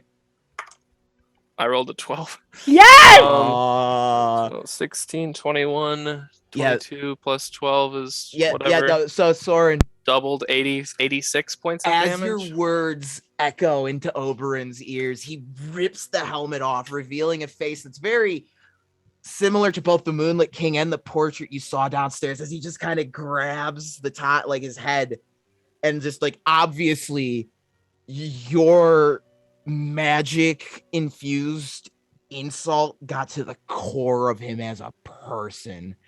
Izara, he is having a full-on mental breakdown, and as he does, the moonlight splits open.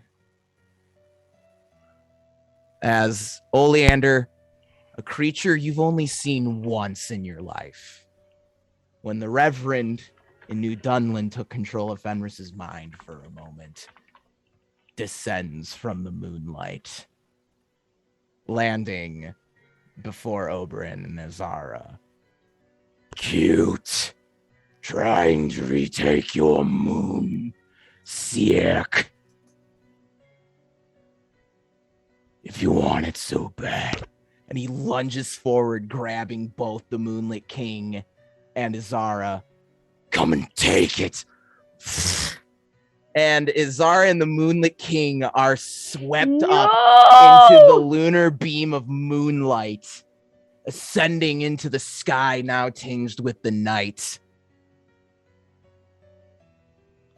Izara, you're being swept away from your mother, who you've just been reunited with, from your friends, with your grandfather, who hopefully you have a little bit of a better understanding about now. And the demon lord who is trying to claim control of Lycus's soul. I just scream out for my friends and reach back for them. And with that, all that is left in the castle, as the dragon solidifies yet again, becoming one with the bark, all you are left hearing are the echoes of Azara's pained screams as she is dragged off to the moon. Is Seork still here? No, he got dragged off too. Okay. Tamlin is still here, right? Yes. Okay. That only because Soren was able to like nail that skill check. Thank you, Soren. 16, Thank you for saving nailed my it. mom. Yeah. It was Oh, also the nat nice. 20 on the fucking. It was the nat 20 on the fucking. I'm gonna destroy this phase career. Yeah. Those are the only No. 20s I roll on that spell, I swear. But I mean, it's amazing though. yeah. Well, Oleander is still dying downstairs, so she's like watching all of this happen through like a haze of near death. Yet again. Yeah, I was gonna say definitely kind of flashing back, especially with the like true chimera appearing and like reminding her of Fenris. She's like not having a good time Yeah, while I'm dying. Constance just like runs after like Izara, essentially until she hits the wall and is just like screaming and crying and sobbing, like just no, this is not happening. Constance, you feel a familiar, gentle touch on your shoulder. If you turn around, there's no one there, but you know who it is. And one more thing. Fuck Well, no. before that, Soren is like on his knees looking up into the moonlight, and he's just gonna turn to Tamlin and start trying to heal her the best he can. Yeah. Tamlin begins thanking you, and she's like, thank you. I was so close. We all were. Meanwhile, Oleander's still like bleeding. I imagine oh no, Constance ran up the Oh, stairs. Constance is having her own breakdown. Oleander's just dying by herself. All right, yeah, Oleander gets I'll a just- death all save. alone. I'll just throw a heal spell down the Oleander. stairs, and whoever it hits. Oleander, give me a death save. I just want to see. Just see what happens. Yeah. Nope. So Oleander, before the healing spell hits you, you find yourself standing in a similar inky darkness. And like in the distance, gray lights come on and they grow closer to you, and you can make out jagged steel that forms the corridors of a fortress before you. You hear a familiar voice. Ooh, we were so close to reclaiming what belongs to you, my bride. And as Blackheart says that, Oleander, a throne made from the bones of everyone who has ever wronged you begins to form in the shadows of the Fortress of Regret. Before you're snapped back awake by Soren's healing spell. I think Soren's gonna go down and heal Fair, and just like, unfortunately, the first thing Oleander sees is just a watcher crouched over her. Oh, jeez. Yeah, that's not super great. I think she kind of like wakes up, like sort of panicking, just sort of having like all of these like mental flashes of the very many times now at this point she has nearly died, and like woken up at this point now to find a party member missing twice. And she's just gonna sort of look around and be like, did that really just happen? Yeah, the ink is dried, and I'll show Fair the storybook of what just happened. Let her read it if she wants.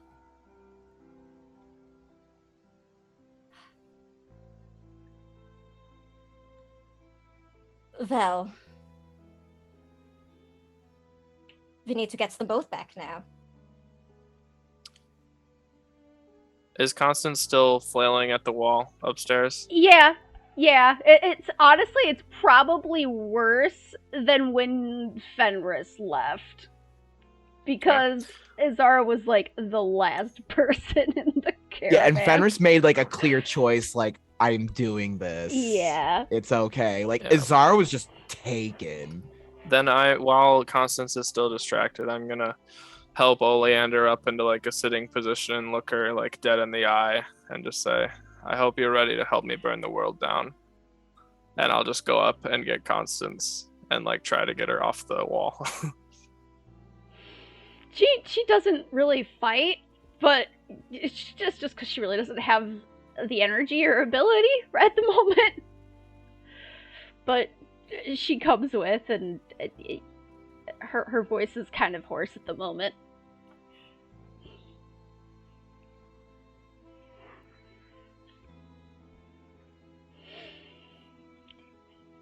Yeah, She's not okay. I think Olander will sort of slowly come to join the other two because it's just the three of us now. It's the three of us. Yeah. And then there were three. So I feel like, I don't know, how is Soren like? Does he seem like he has his shit together at least in like a functional way right now? Or is he just like angry and... I mean, yeah, besides his ever-growing hatred of the world, yeah. Okay, but like still functional cold rage at least? Yeah, functional cold rage. Okay. I just He's wasn't like sure how trying to hard, heal like- Tamlin, still like putting pressure on her like stomach. And as you're healing Tamlin, like a shaking hand covered in blood is pointing towards the now solidified bark form of the Never Dragon Like, two of the hands are spread out in a very meditative position, but there's another set of hands that kind of are curled around this like vice grip around a page that shimmers in the moonlight. So, I guess Oleander will go check that page out if Soren is healing Tamlin and Constance is still breaking down. Yeah. Oh, also, Azara totally left the Helm of Serenity behind because that's a plot item that you need. Oh no, I dropped the helmet. I was gonna say, oh fuck, the one person who has the helmet that lets us read this. Well, you found the page. Unfortunately, Shit. one person who can read it. Right. So Oleander, Oops. when you do pick up the page and put the helmet on for safety's sake, it reads, "I, Oberyn Eversummer, wish that my daughter, Nin, my little dove Tamlin, could know what it is to be mortal, so that she may love one Benjamin Solaris." And there's like his name is signed in there and everything. And like Tamlin, there are tears in Tamlin's eyes as Oleander is like prying this mark of fate from the Never Dragon's claws.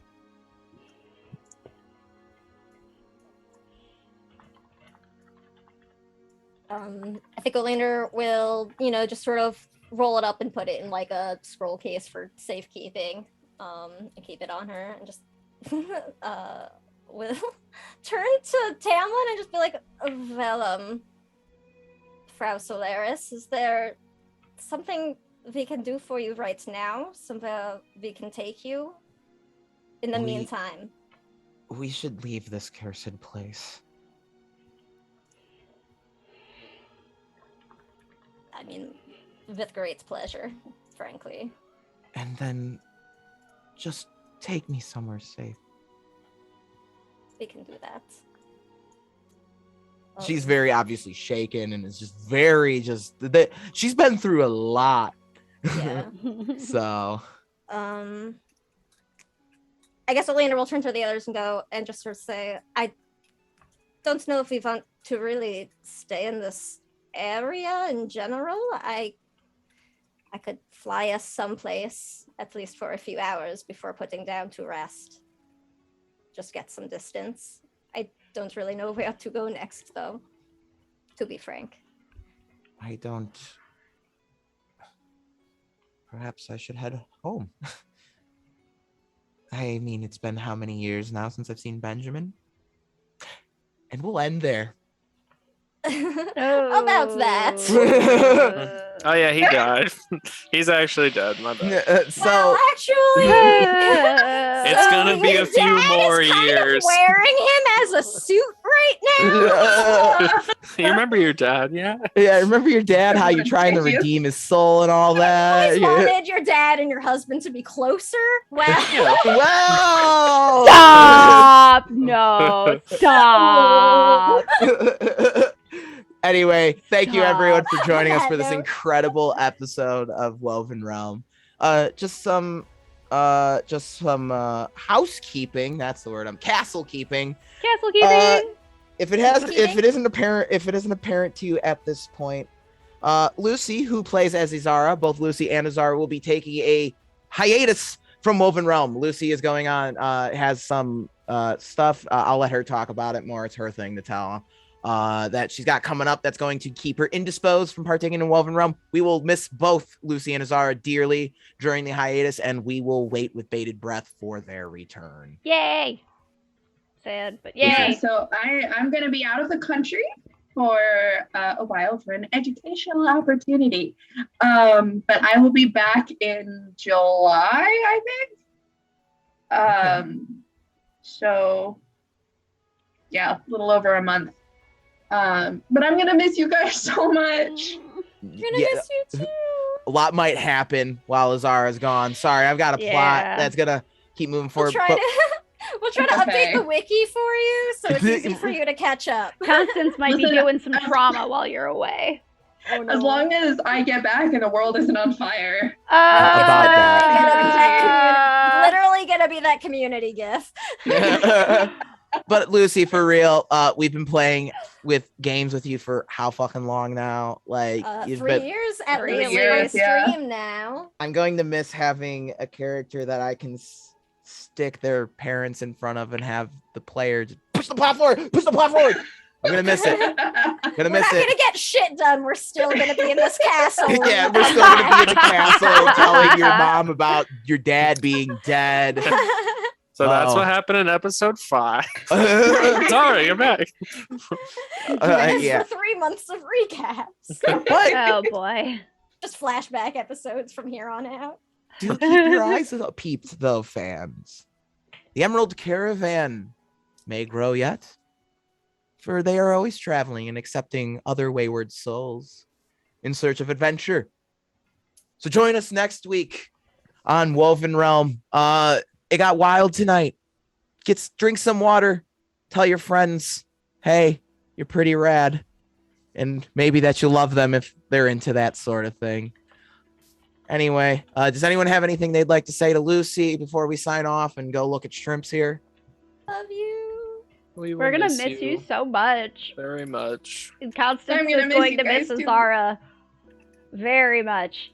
It's gonna be so bad. it's gonna be great. It's gonna be so good. Look, the nice thing is Fenris won't, I won't be playing Fenris probably. Looking at my schedule, you won't have to worry. We won't have to worry about any updated artwork while you're gone. It's gonna be the scheduling's working out perfectly. And I still gotta get Soren's new look done once I have access to my tools again. My tools. Lucy is also our resident artist. All of our beautiful Yes. character art from season 1 to now has been done by Lucy. She does wonderful work. Lucy, are you taking commissions right now or no? Because you're gonna be traveling. You can contact me if you're interested in a commission. I probably won't be able to work on them until I get back, but no harm in reaching out. You can find me on Twitter at BluebirdDraws. We got a whole panel down below on our Twitch page. Yeah. Mm-hmm. So, thank you, Lucy, for your wonderful contributions so far, and we look forward to when you return. Otherwise, WovenRealm will continue. The Emerald Caravan shall be sad again.